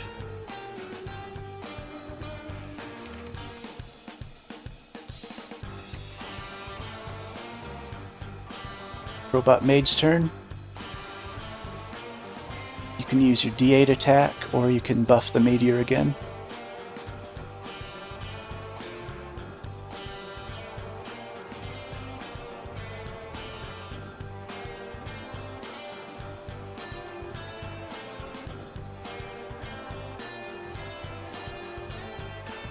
All right.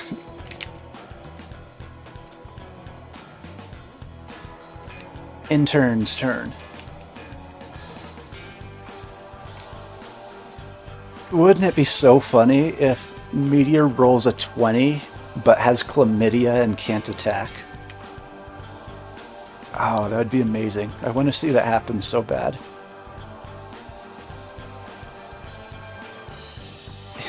Intern's attacking Meteor.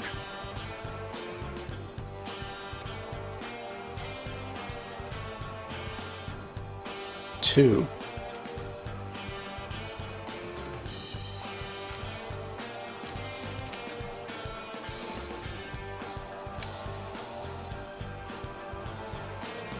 Okay, Quibstash is dead, so it's George's turn. Do you want to attack or dig through the trash?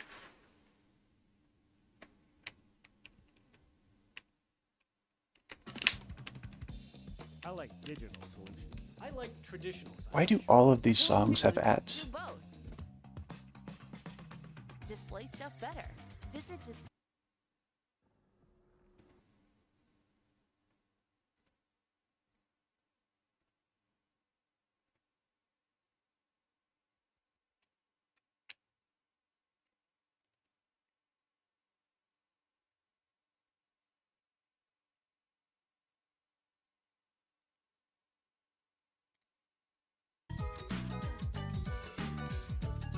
Okay.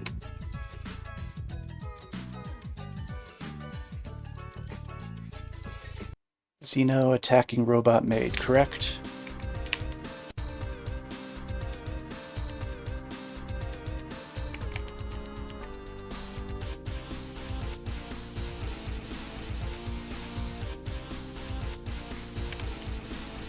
Does 5 damage. And we're back to Meteor. No longer has the +1 to its roll, but it does have lower chance of a negative outcome. Roll a d20. 8. That's nothing happens again.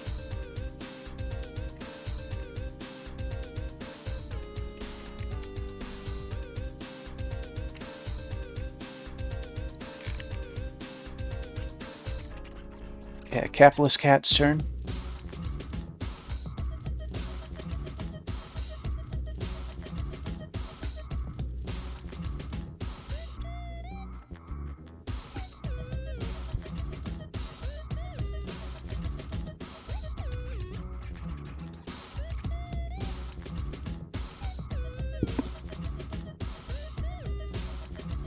Attacking Robot Maid. 4 damage. Robot Maid, I assume, is gonna still buff the meteor.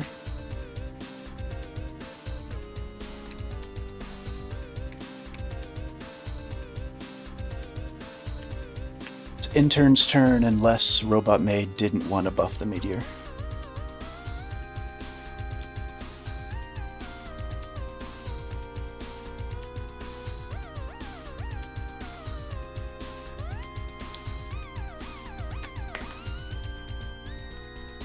There are one or two excuse me, there are one or two characters that have the ability to investigate and see if someone has chlamydia. I know Great Moth Detective can do that. I think someone else can too.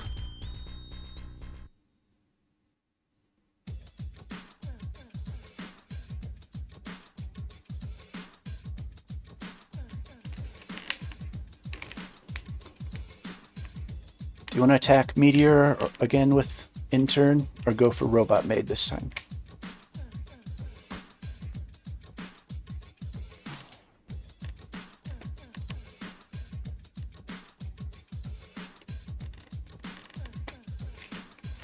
Attacking Meteor again.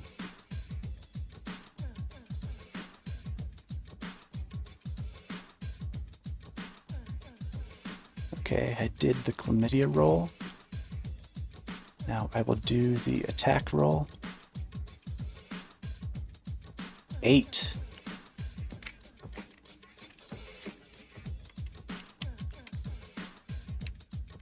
Okay, George's turn.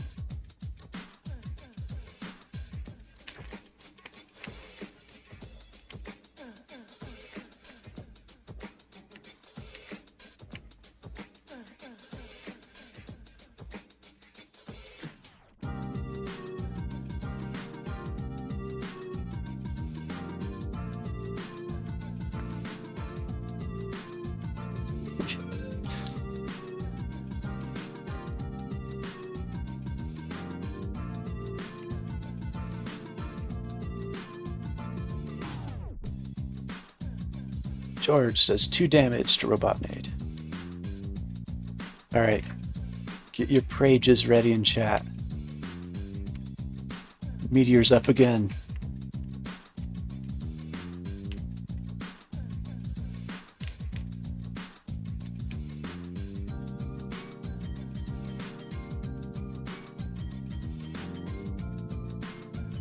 Oops. Come on, Meteor. Come on, Meteor. Let's see a 20. Let's go, let's go, let's go! 6. That's still nothing happens.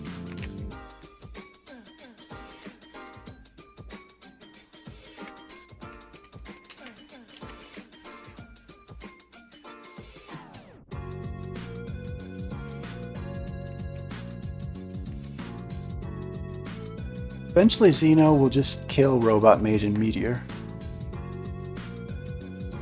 I believe in the Meteor though.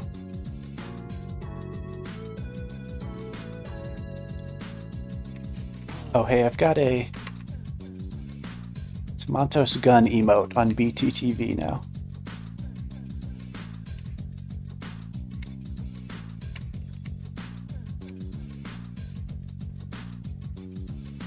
Alright, Capitalist Cat, do you want to attack Robot Maid again?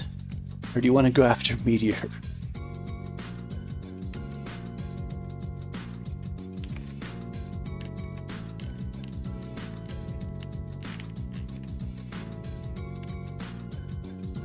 Robot Maid. 4 damage. Robot Maid is gonna buff Meteor. Intern to go after Meteor again.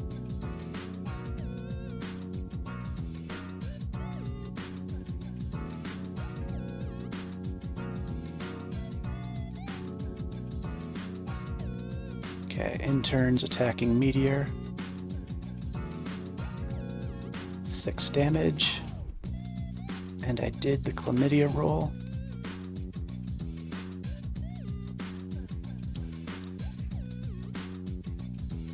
Alright, George's turn.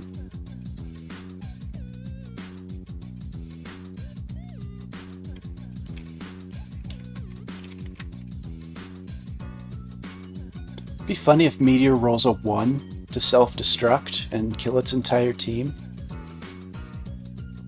but it has chlamydia and actually does nothing. Do you want to attack Robot Maid with George? Or attack Meteor with George? Or you could use special move. Okay, attacking Robot Maid.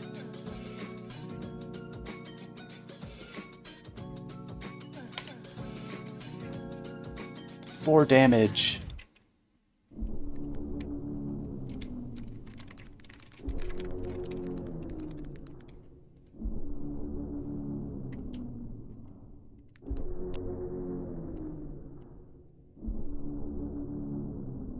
All right. It's all up to the meteor.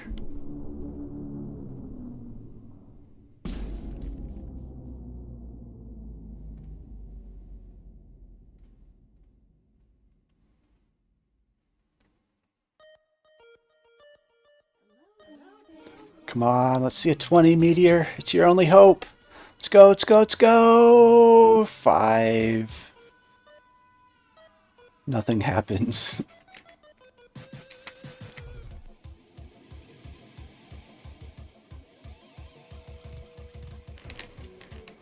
Alright, capitalist cat. Do you want to attack the meteor or do you want to protect one of your teammates?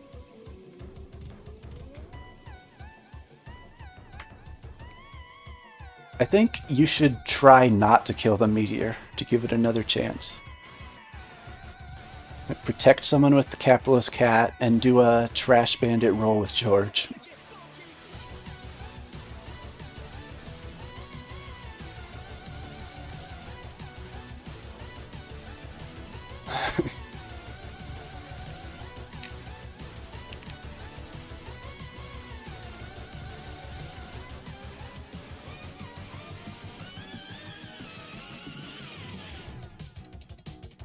I think Meteor kills even if someone's protected. Yeah, kills negate all defense and protections except the Robot Maid. So protecting does absolutely nothing here.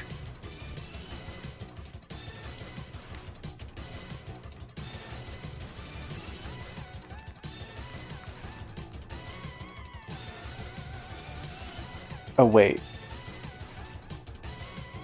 You're not protecting, you're reducing damage of someone.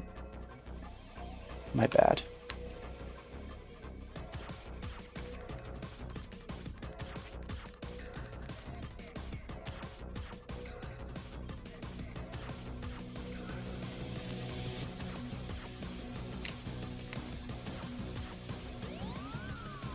Alright, Intern is going to attack Meteor.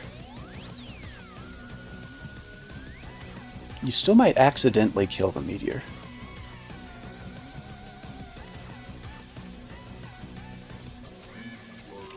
Four damage. George, do you want to use your D6 or your special move?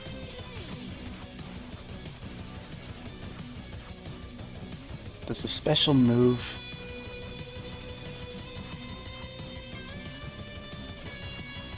Okay, if George rolls a 7, it would kill the meteor. Otherwise, the meteor would survive. Alright, we're gonna dig through the trash.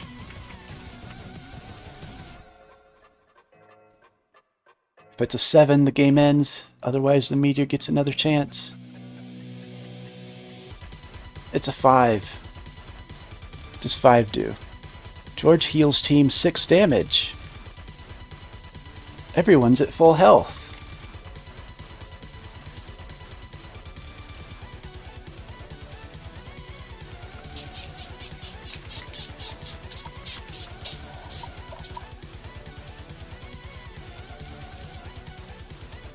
Hey Odyssey, thanks for the raid. We're playing earliest game battle sim right now. I think the game's about to end, one way or another. So the meteor's got another strike. If the meteor rolls a 20 on a d20, it kills the entire other team and wins the game. Otherwise, Terry's team is going to lose.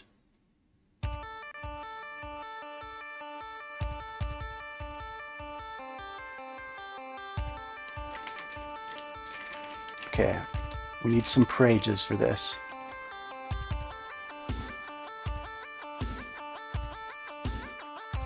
Gonna give it some extra spin for luck.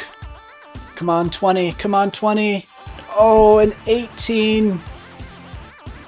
That's the first high roll it got all game.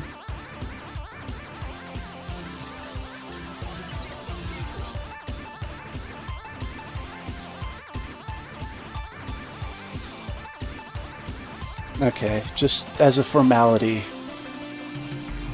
Where'd my spin wheel go? Let's see who Meteor killed. Roll of 18 insta-kills one player on the other team and also self-destructs the Meteor.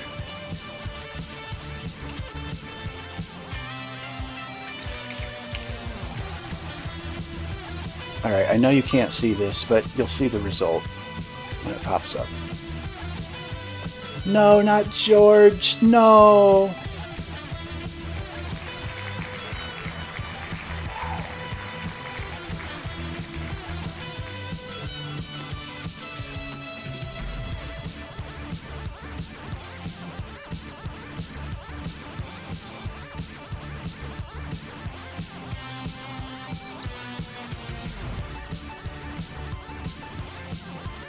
With its final act, the meteor blew up George.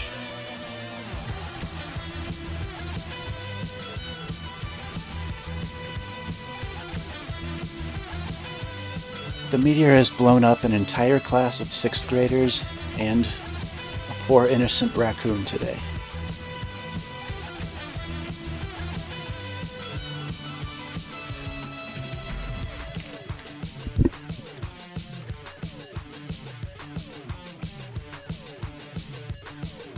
Good game, you two. If anyone else wants to play, I think I have time for one more game.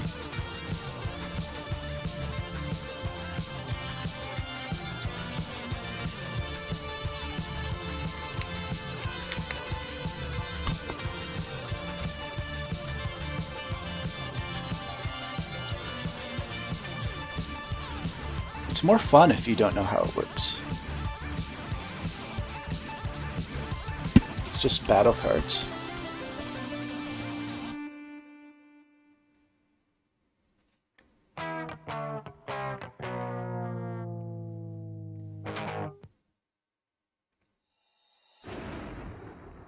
Alright, we can do Smeargle against Not Robot, unless someone wants to play who hasn't played yet.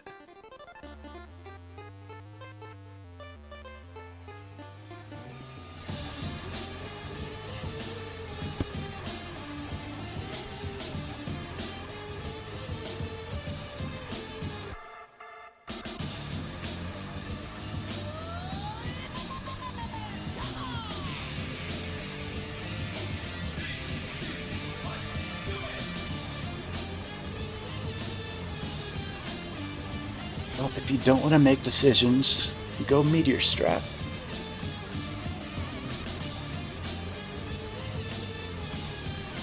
The Meteor did have chlamydia that game, by the way. It just didn't affect it.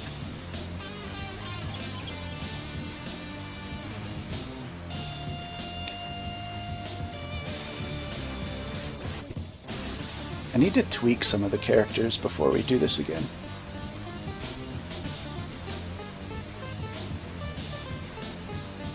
I think Union Dragon's too strong.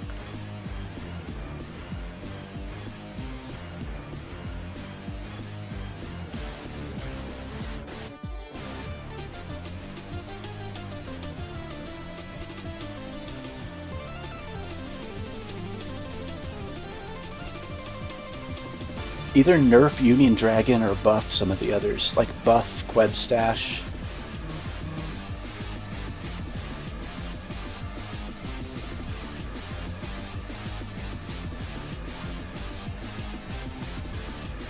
Well, it's fine having some characters be super strong, as long as there's like 5 or 6 super strong ones.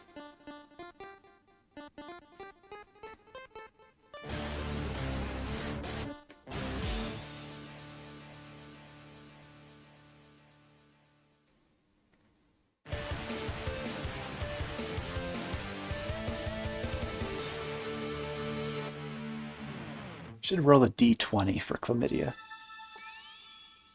Roll a d40.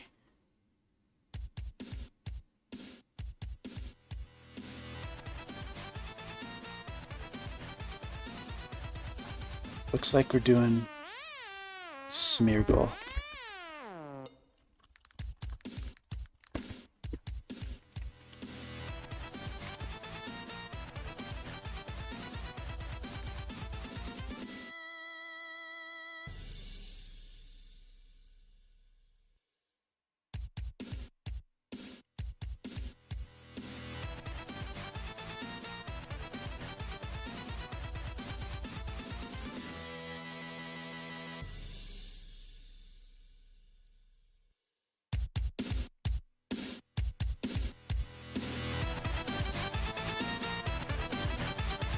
Are we doing a moth video after?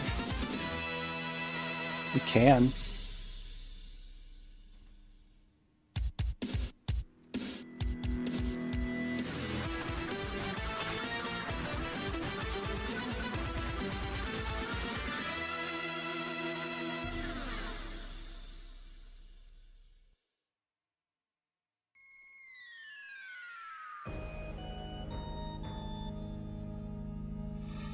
I was gonna do a Vontos quiz, but the site I used to do that's not working.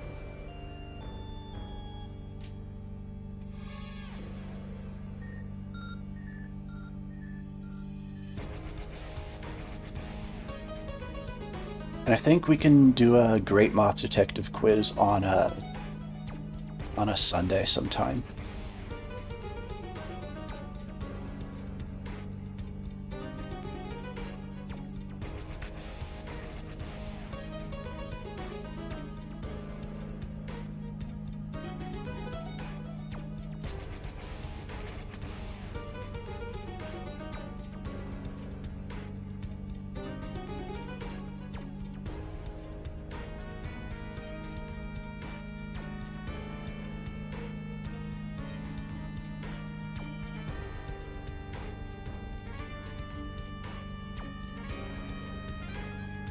Alright, Not Robot, you have the first pick of a character whenever you're ready to pick.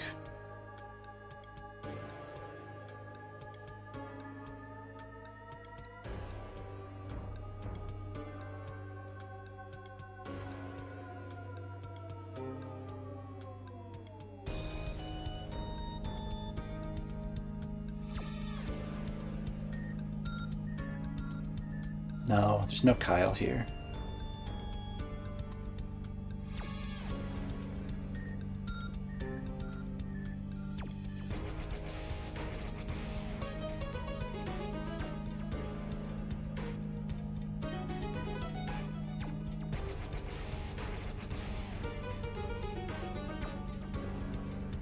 Okay, Union Dragon.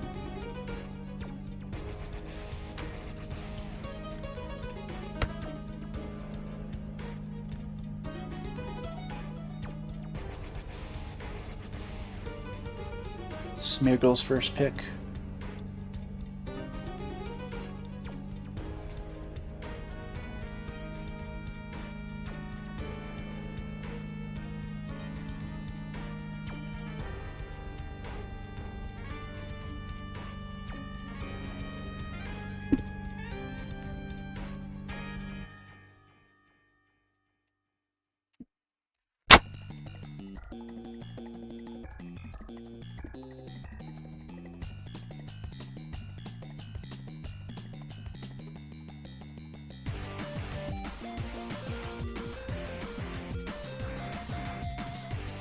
Eight Nana is Smeargle's first pick.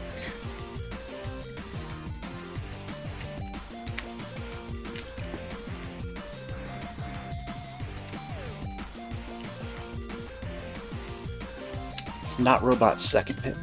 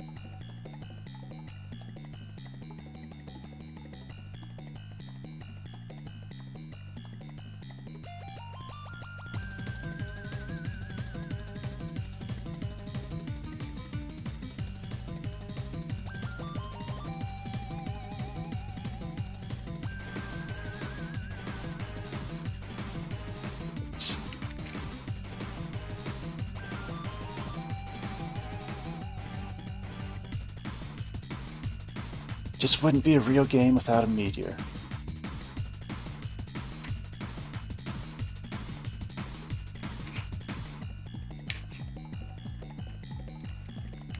Smeargle's second pick.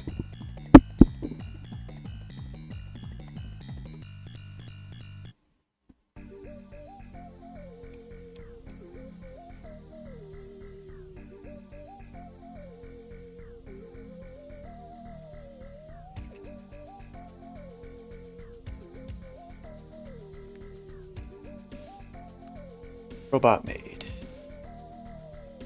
And not Nana, or not Robot's third pick. Tried to call you not Nana.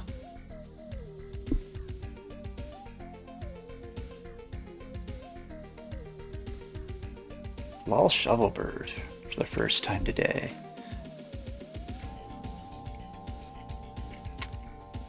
Lol Shovelbird's the only character that can hit the sleeping Night Nana.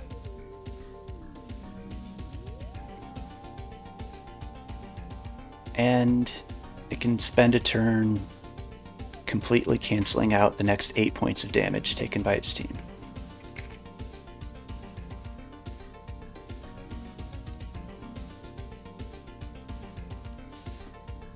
Smeargle's third pick.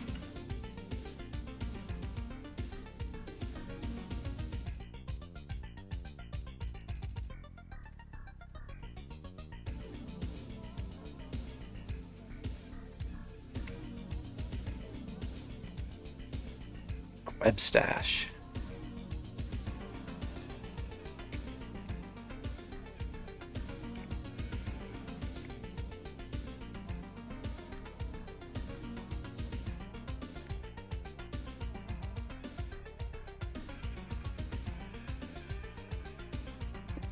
Alright, Union Dragon's up first. Do you want to use your D6 attack on someone, or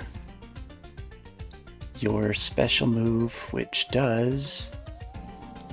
You can choose a teammate and take all damage done to that teammate for 1 round.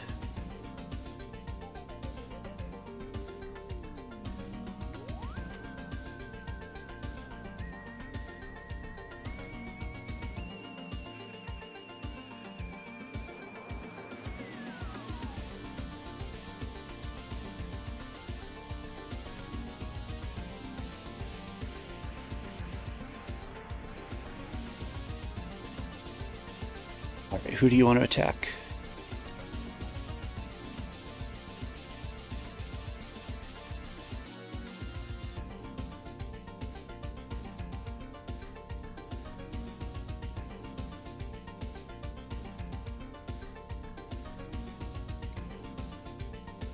Attacking Robot Maid with... Oh, rolled a 1.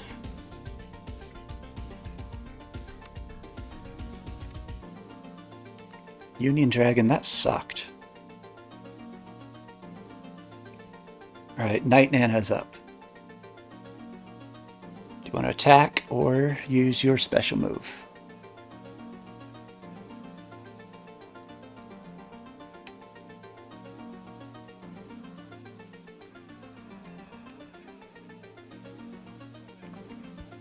Oh yeah, Quebstash does increase HP.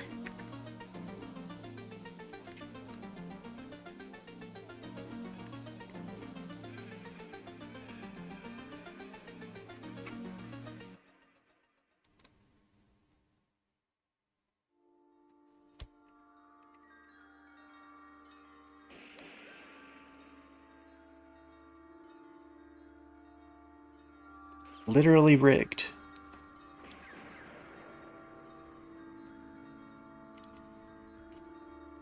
Night Nana's gonna attack Union Dragon.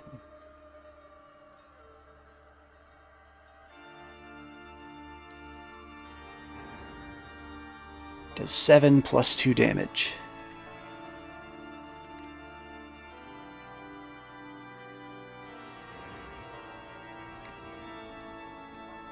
Putting Union Dragon on a team with Night Nana and a heavy hitter could be really strong. So they'd be doing D8 plus 4 damage on every attack.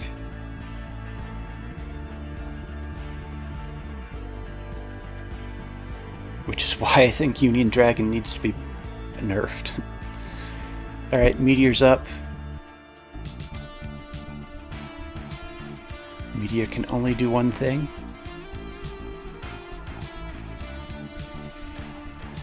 Gonna roll it extra time for luck. Come on, let's see a D20. It's a D15.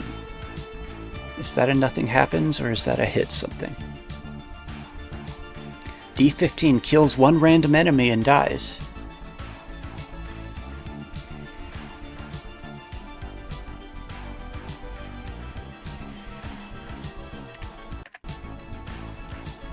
Alright, let's see who died.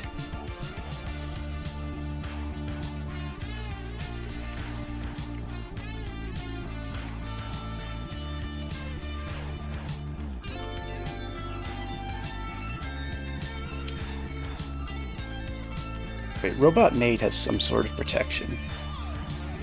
But I don't remember what that is.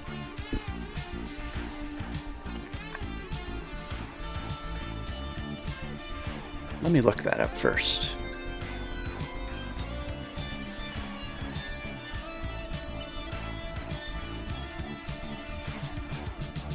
Okay, no, this will still kill someone. Robot Maid only protects against an insta-win.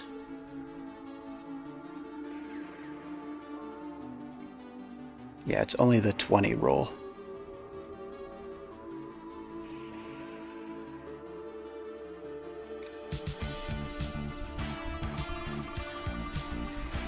Alright, I know you can't see this, but you'll see the result.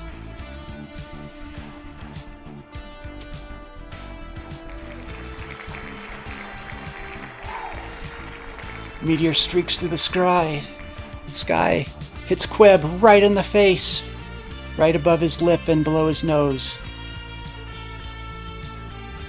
And Queb's dash has died.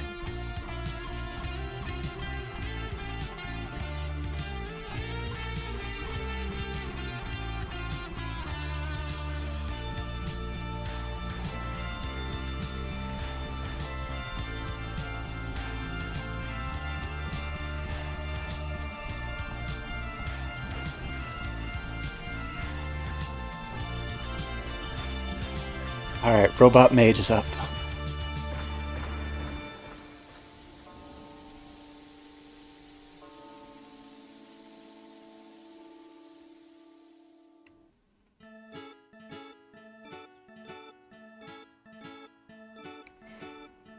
I assume you want to attack with Robot Maid because your special moves won't do anything.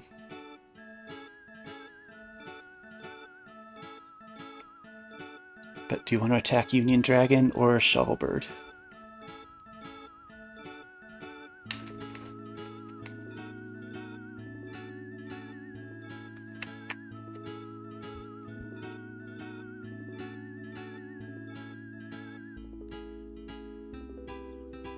D8 on Union Dragon.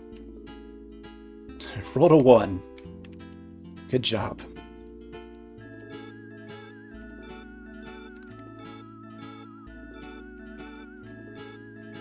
Alright, Lol Shovelbird is up. You can use your D8 plus 2 attack. Or you can protect against damage. I think it's 8 damage for your entire team.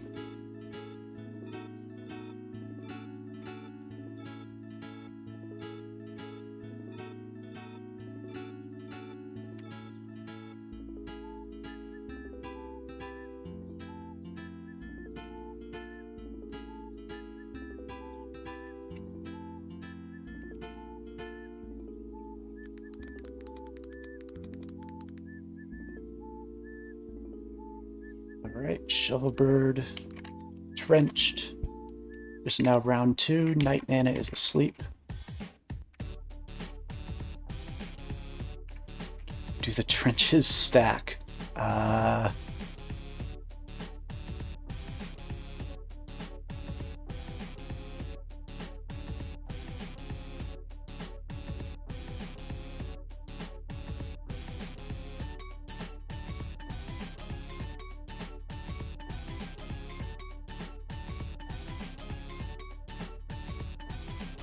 I guess.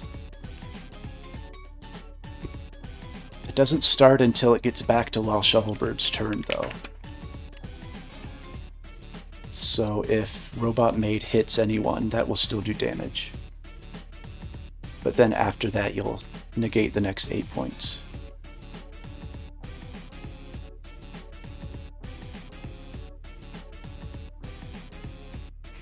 Alright, Union Dragon's up.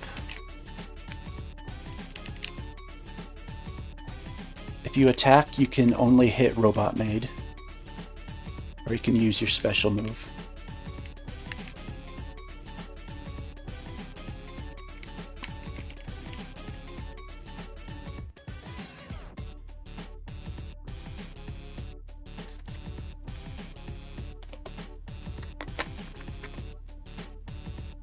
Alright, D6 on Robot Maid.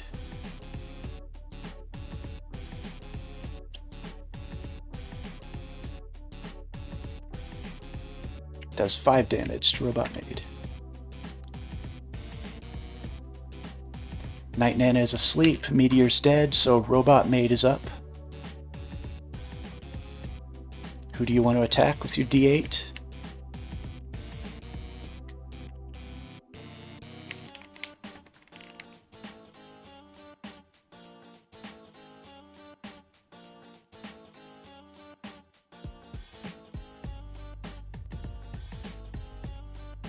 Attacking Union Dragon. Rolled a 1. Getting a lot of 1s this game. Alright, Lal Shovelbird is up. You can dig another trench, or you can attack either Night Nana or Robot Maid.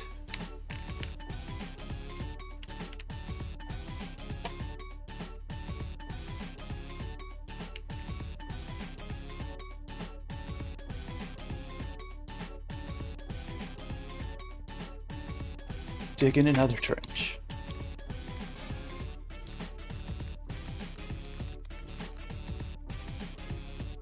Time to find out if this is at all balanced.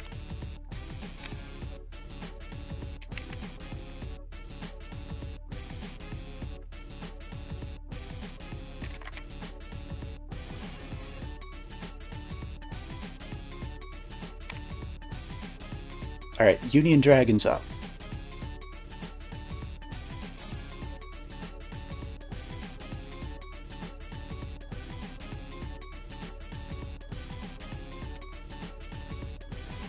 Oh, yeah. You are right. Robot Maid now has a gun.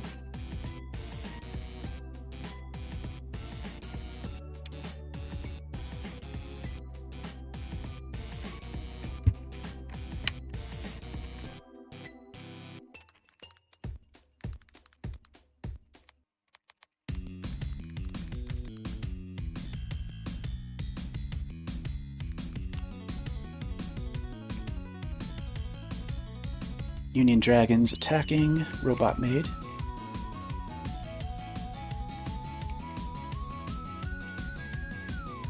For 6 damage.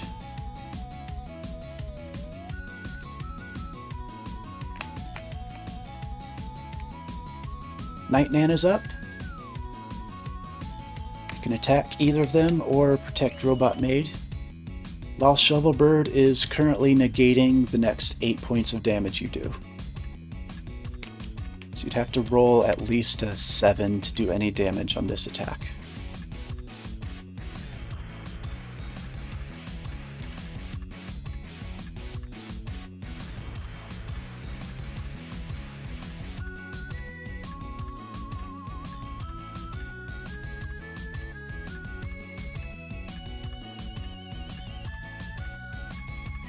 Attacking Lal Shovelbird.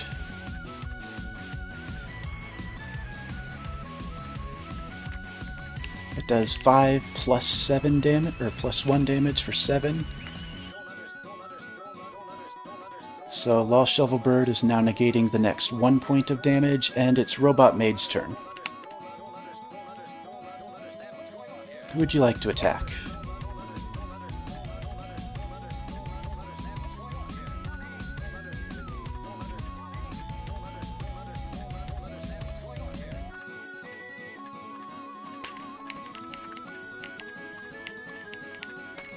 Attacking Lost Shovelbird again.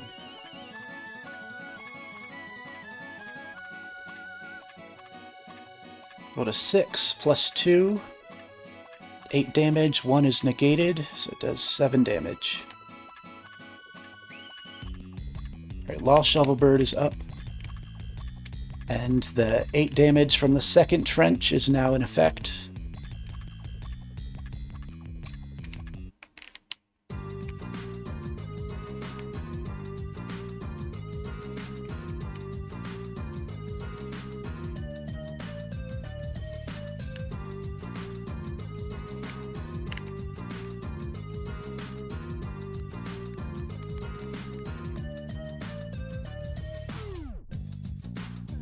I will put an indicator of how much damage is being protected by each trench.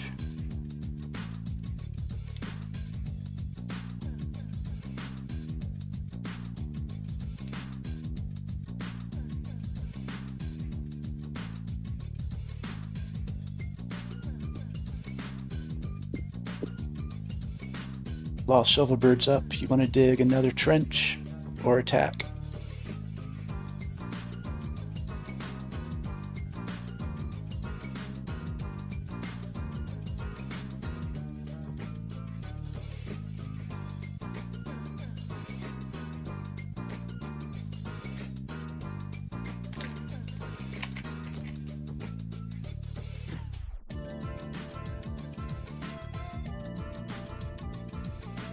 Alright, the turn is over. Night Nana is asleep.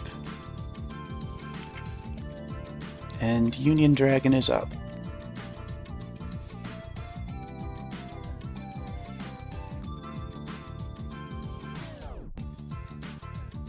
Want to attack or protect?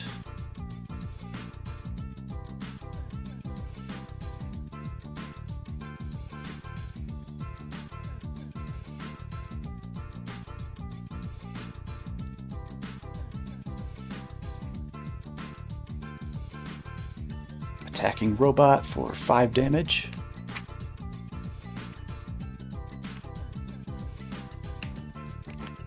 Night Nana's asleep, so Robot Maid is up.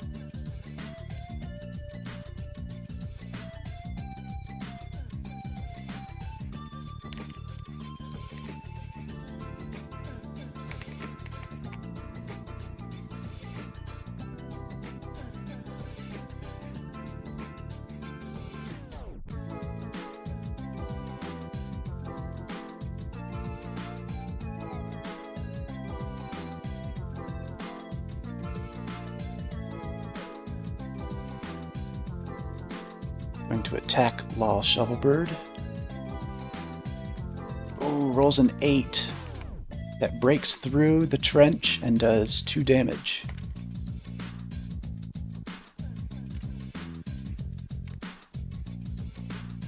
Lost Shovelbird is up. Their round 3 trench is now active.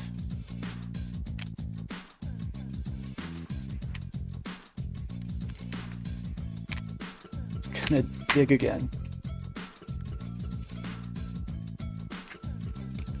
Round 5, Night Nana woke up.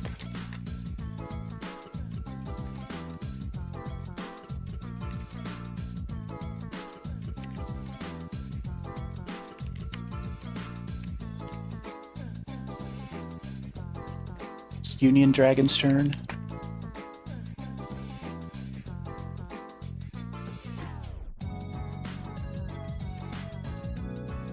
Dragon will attack Maid. Rolls a 3 or higher, Maid dies. It's a 5. Union Dragon has killed Robot Maid.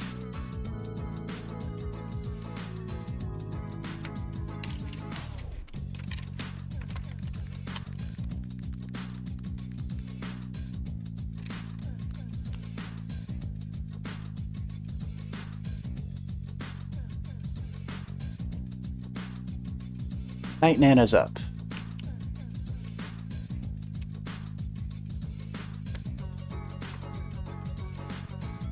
I think Night Nana's gonna have a hard time when one of the players on the other team is specifically designed to counter it.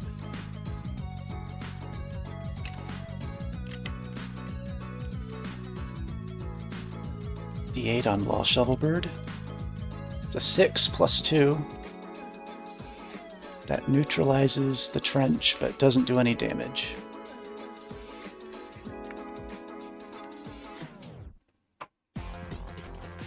Yeah, I think this game's pretty much over.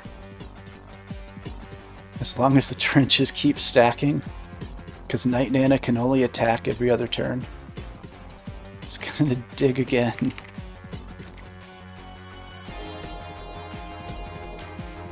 Lol Shovelbird.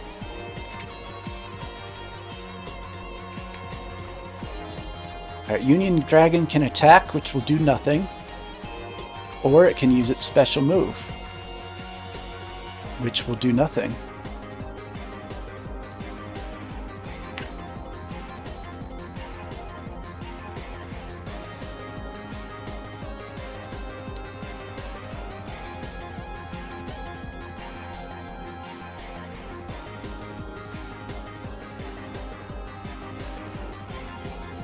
Dig a tunnel, dig a tunnel.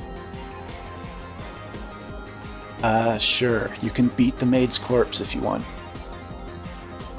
Is that what you want to do?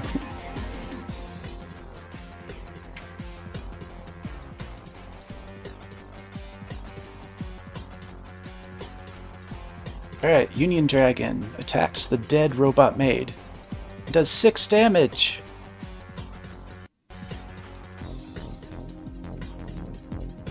Lost Shovelbird's up again.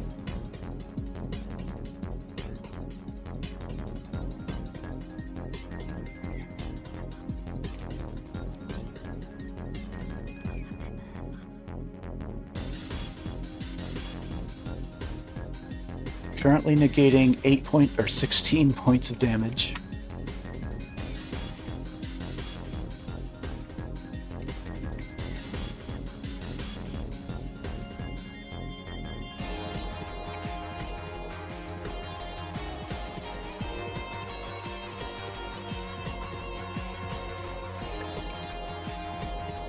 Oh, we're gonna keep digging.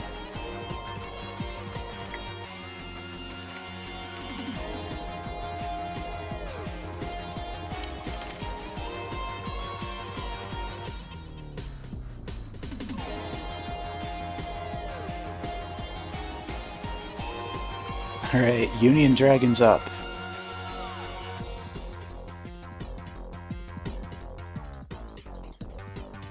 If you don't attack Night Nana while it's awake, the game will never end.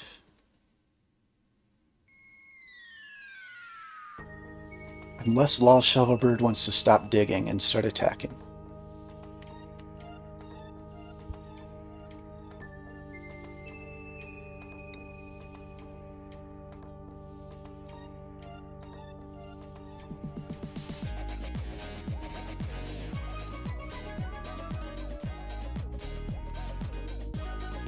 It will end when I have to end the stream, which isn't that far away.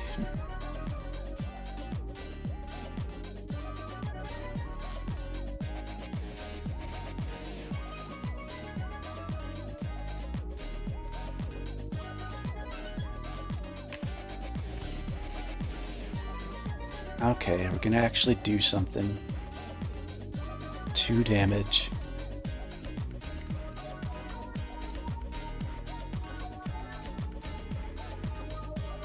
Night Nana, who do you want to attack? The trenches are currently negating 16 points of damage, and the most you can do is 10.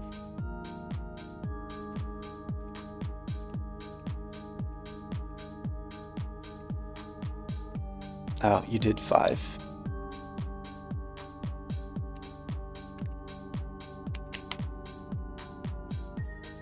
Shovelbird's up.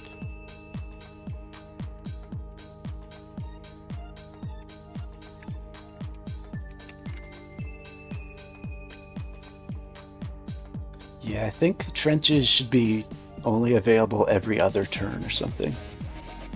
Can't use it 2 turns in a row.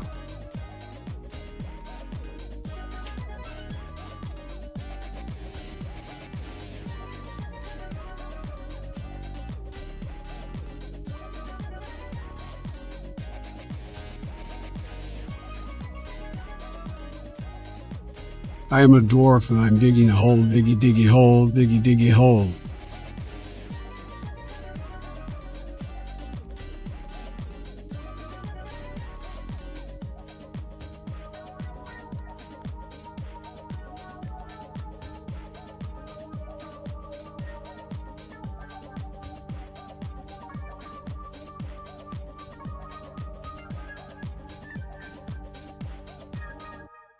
Okay, Union Dragon can't do anything.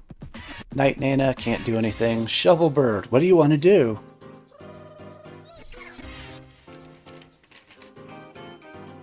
Okay, you're gonna beat the maid's corpse, fine. What does Shovelbird want to do? You beat the corpse for 3 damage.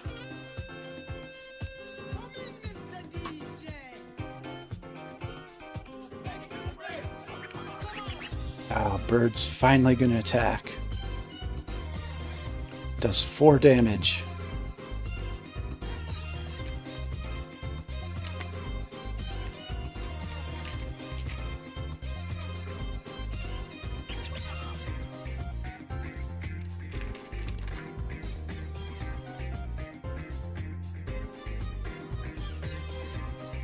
Union Dragon's up.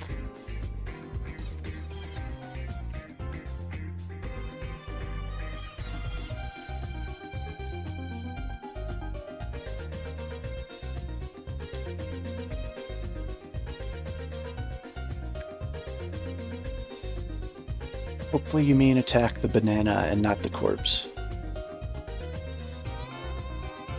2 more damage.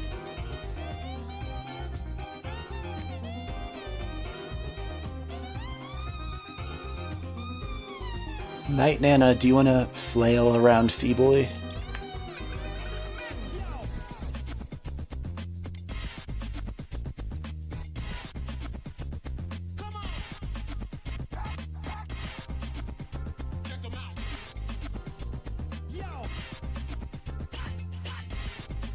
Four plus 2.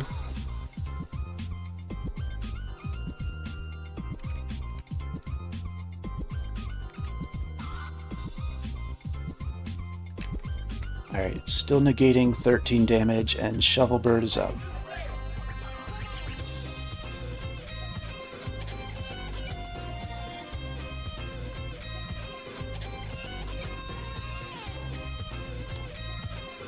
Bird's going to attack for 9 damage. This game could end. Except now the banana's going to sleep.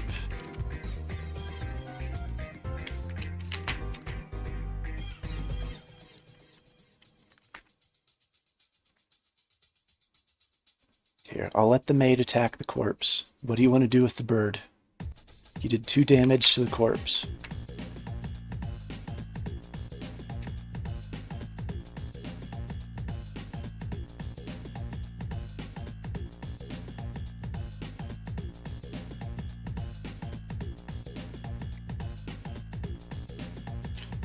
Bird attack. Have to roll a 1 to kill the banana. You rolled a 1.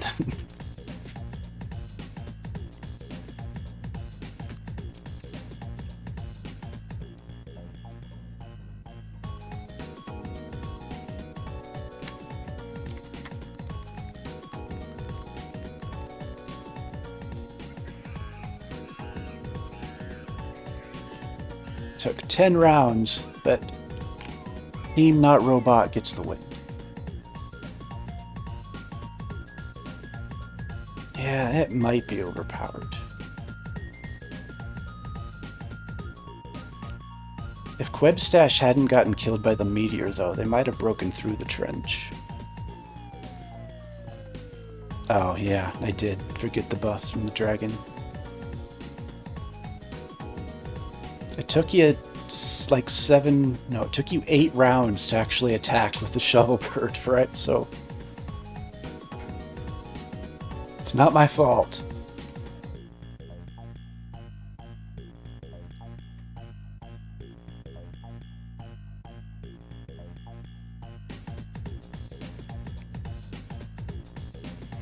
I think without any buffs or nerfs, the strongest team would be Union Dragon plus Night Nana plus another heavy hitter, in my opinion.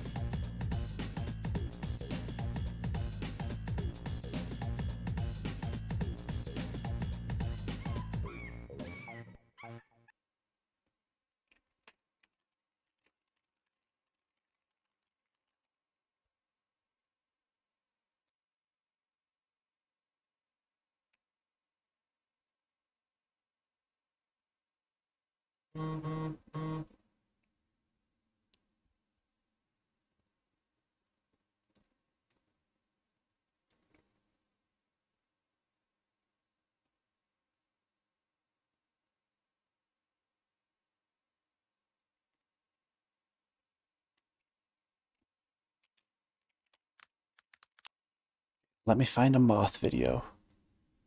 I'll put that on and then go make food.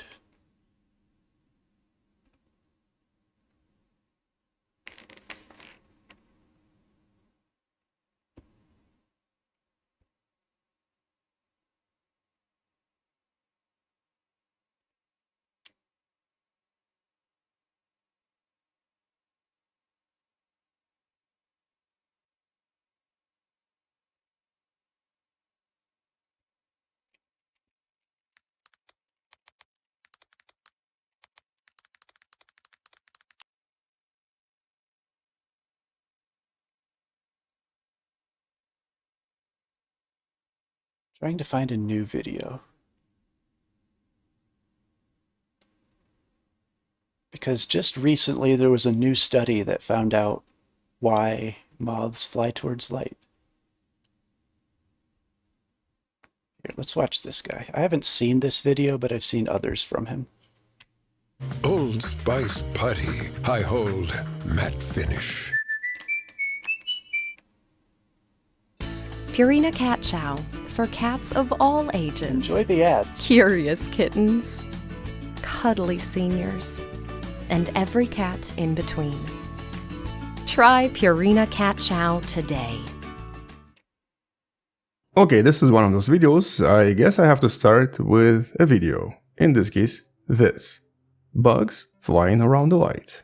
Something that I'm sure most of us are quite familiar with. As a matter of fact, as mentioned in the study we're going to be discussing today, apparently insects being attracted to artificial light was even mentioned in some of the earliest writings in the Roman Empire. So naturally this is something that existed with us for as long as humans were able to produce light. Apparently Romans even used this to trap bugs in order to catch them. But despite the famous expression, drawn like a moth to a flame, and despite this being one of those things we probably don't really think about, what exactly is happening here? And well, we now have an official answer. And it's maybe not a happy answer. Video. It's actually somewhat depressing. At least it didn't really make me particularly happy once the scientists explained the actual mechanism. And so hello wonderful person, this is Anton. Today we're going to discuss a relatively recent study that as always you can find in the description below with a simple title, Why Flying Insects Gather at Artificial Light. Something that was initially started a few years back and something that now has a very good and very official confirmation, with a very obvious answer being no, the insects are not attracted to light at all, even though it obviously appears as they fly around the light. And so let's discuss this unusual phenomenon in a little bit more detail, and I guess talk about what this means for insects in general. And obviously this is not the first time researchers tried to answer this. As a matter of fact, a lot of previous propositions tried to explain this in a lot of different ways. For example, maybe insects were drawn to light through some kind of a escape mechanism. Or basically they saw the light as streaks of sunlight between foliage and were flying toward it in order to escape. This would be some kind of an innate response that seems to be present in a lot of different insects. But this turned out to be not correct. Other suggestions involved the moon. And so maybe in some of the night insects, they often mistaken the artificial light for the light coming from the moon that they might use for navigation. And so they would fly toward it, thinking it's the moon, but it turned out to be some kind of a lamp. But this explanation was a little bit too simple, because we don't really see insects flying toward the moon either. Then some researchers proposed that maybe it's the heat. Maybe the insects are just attracted to warmth coming from the light. But this was disproven when similar effects were observed with LED lights, which don't produce enough heat detectable by insects. And lastly, there was a proposition that, well, maybe they're actually blinded by the light and end up being confused, flying in strange patterns, basically crashing into the lamp because they just can't see anything. And though these were all, I guess, very reasonable explanations, they just didn't really have enough evidence to prove any of this, especially because there was a lot of counter-evidence. And so in order to uncover exactly what's going on here, the researchers used something brilliant. Okay, they actually just used a light. But on top of this, they used an extremely fast camera able to film everything in slow motion. And then they used different lights by placing them in different types of locations and also in different orientations, just to see how various insects, especially moths that are known for this, would react in the process. And one of the first discoveries they made was that, yeah, none of the insects were actually aiming at the light at all. It even appeared as if they were not doing anything special, as if they were just flying straight. And so basically, in their insect brains, they were not reacting to anything, they were just doing their own thing. But what ended up happening was that they were changing directions, unconsciously. Okay, I guess the word unconsciously is maybe not the right word to use because we don't really know if they have consciousness, but you know what I mean. This was an instinctual behavior. They were instinctually changing direction when extremely close to the light. And this was usually done in 3 separate ways: orbiting behavior, stalling behavior, or sometimes inverting behavior. And all of this depended on the orientation of the light. And this was a giveaway or a very important clue to what's actually happening here. The researchers realized that it was basically their instinctual behavior, sometimes referred to as dorsal light response, something that scientists have been studying for a very long time, and something that we know exists in a lot of different animals. Here's an example from fish. And dorsal light response is a type of an instinct. It's an automatic response that causes insects to change direction depending on the light source. An instinct that evolved to respond to the sun and the moon. And so basically, under normal light conditions, insects automatically turn their back toward the light. In a lot of different flying insects, especially pollinating insects, this is a way to control flight attitude, or basically the control of the angle compared to Earth's horizon in order to conduct accurate flight. A rookie stunt driver. Again, impressive. Will prove he's got what it takes in this year's most exciting Nissan sales event. Act Fast offers this good won't stick around.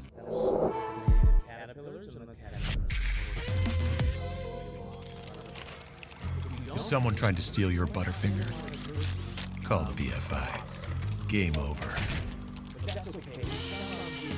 No one lays a finger on your Butterfinger. And this instinct very likely evolved just to help insects determine where the up and down was, obviously to make flying much easier. And so in other words, they can sense the light with their back, and they're also able to correct their attitude based on the time of the day by sensing the brightest source in the sky. Naturally, this is something that evolved over hundreds of millions of years. And then in the last few thousands of years, they suddenly discovered that sometimes the sun and the moon are not the only sources. Sometimes something else becomes the brightest source, and their instinct kicks in, forcing their poor bodies to reorient themselves toward the light, or basically to reorient their back toward the light. As a result, it starts to appear as if they're orbiting the light source, even though they're not really trying to do this at all. It's their body trying to reassess where the up and down is, constantly, for hours. And they can actually keep doing this for a very long time until something suddenly, accidentally, snaps them out of it.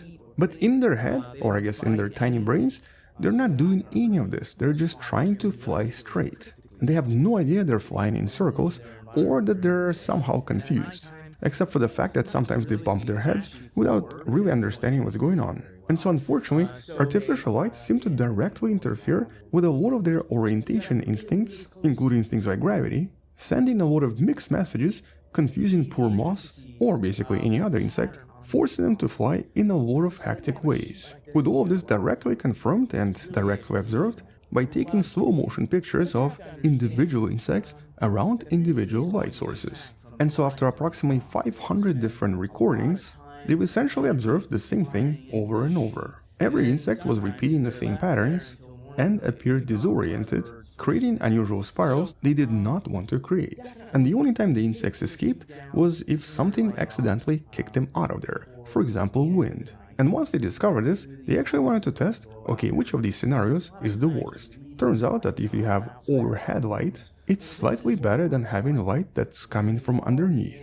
And so here, if you have the light coming from underneath, it basically causes a total inversion, with insects spiraling toward the ground and potentially getting stuck in this behavior for a very long time. Which is a really intriguing discovery when it comes to, I guess, the idea of light pollution. And because a lot of these insects are pollinators, or are essential for the biosphere of the planet, this is potentially a somewhat unnerving and a somewhat disturbing discovery. The discovery that our artificial lights may create a lot of issues for a lot of insects that develop these dorsal instincts over millions of years. But according to the researchers, one way we could maybe help them is by trying to reduce upward-facing lights as much as possible.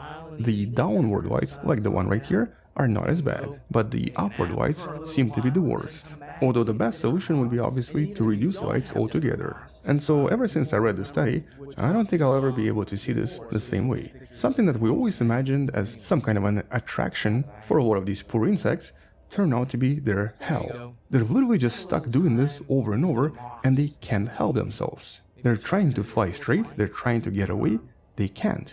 They're trapped by a tiny artificial light on our porch. But this is of course just one of many human-based disturbances that seem to create problems for these super important bugs.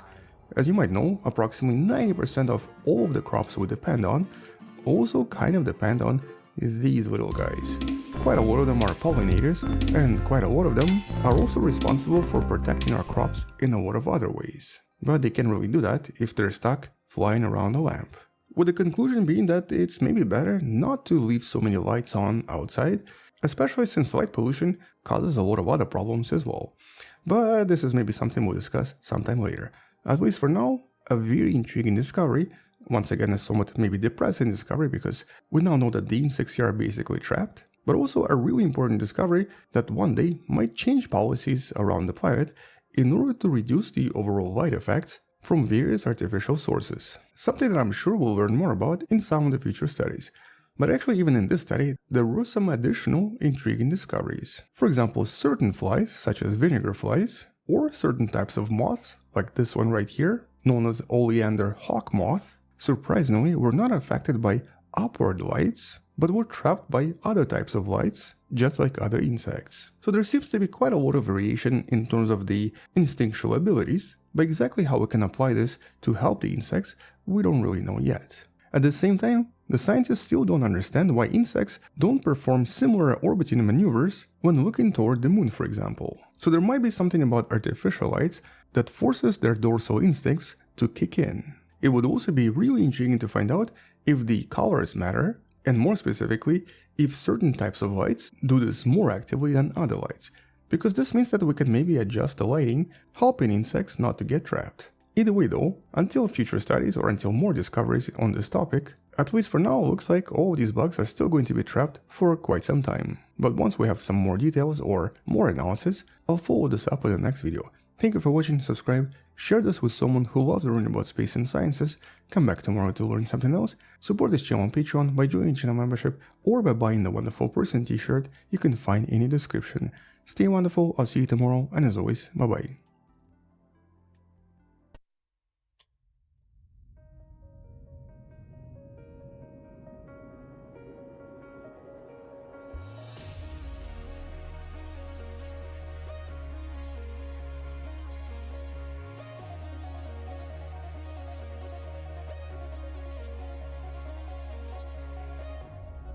Did you guys learn a lot? Are you moth experts now?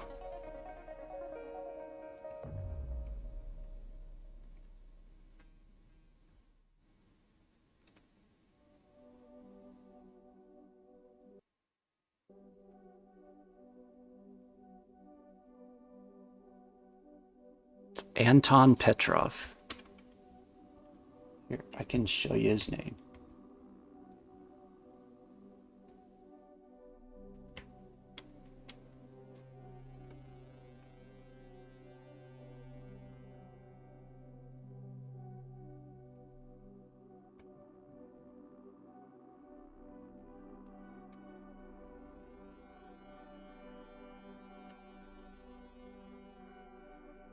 I have to go.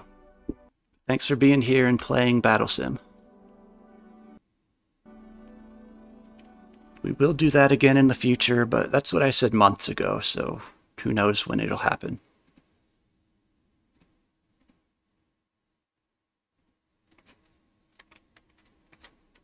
Yeah, that's what I thought too. I saw a different video about it when they said that it's a completely different idea, but it sounded almost identical to me.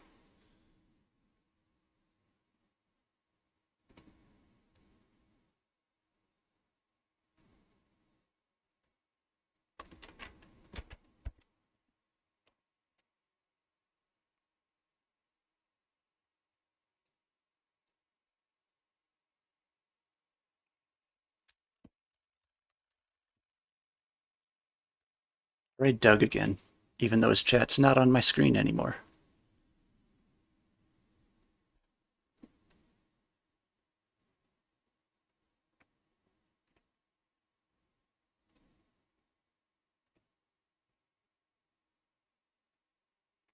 Next stream will probably be in 2 Sundays. Get back to good old-fashioned Jackbox. Unless we come up with something better to do.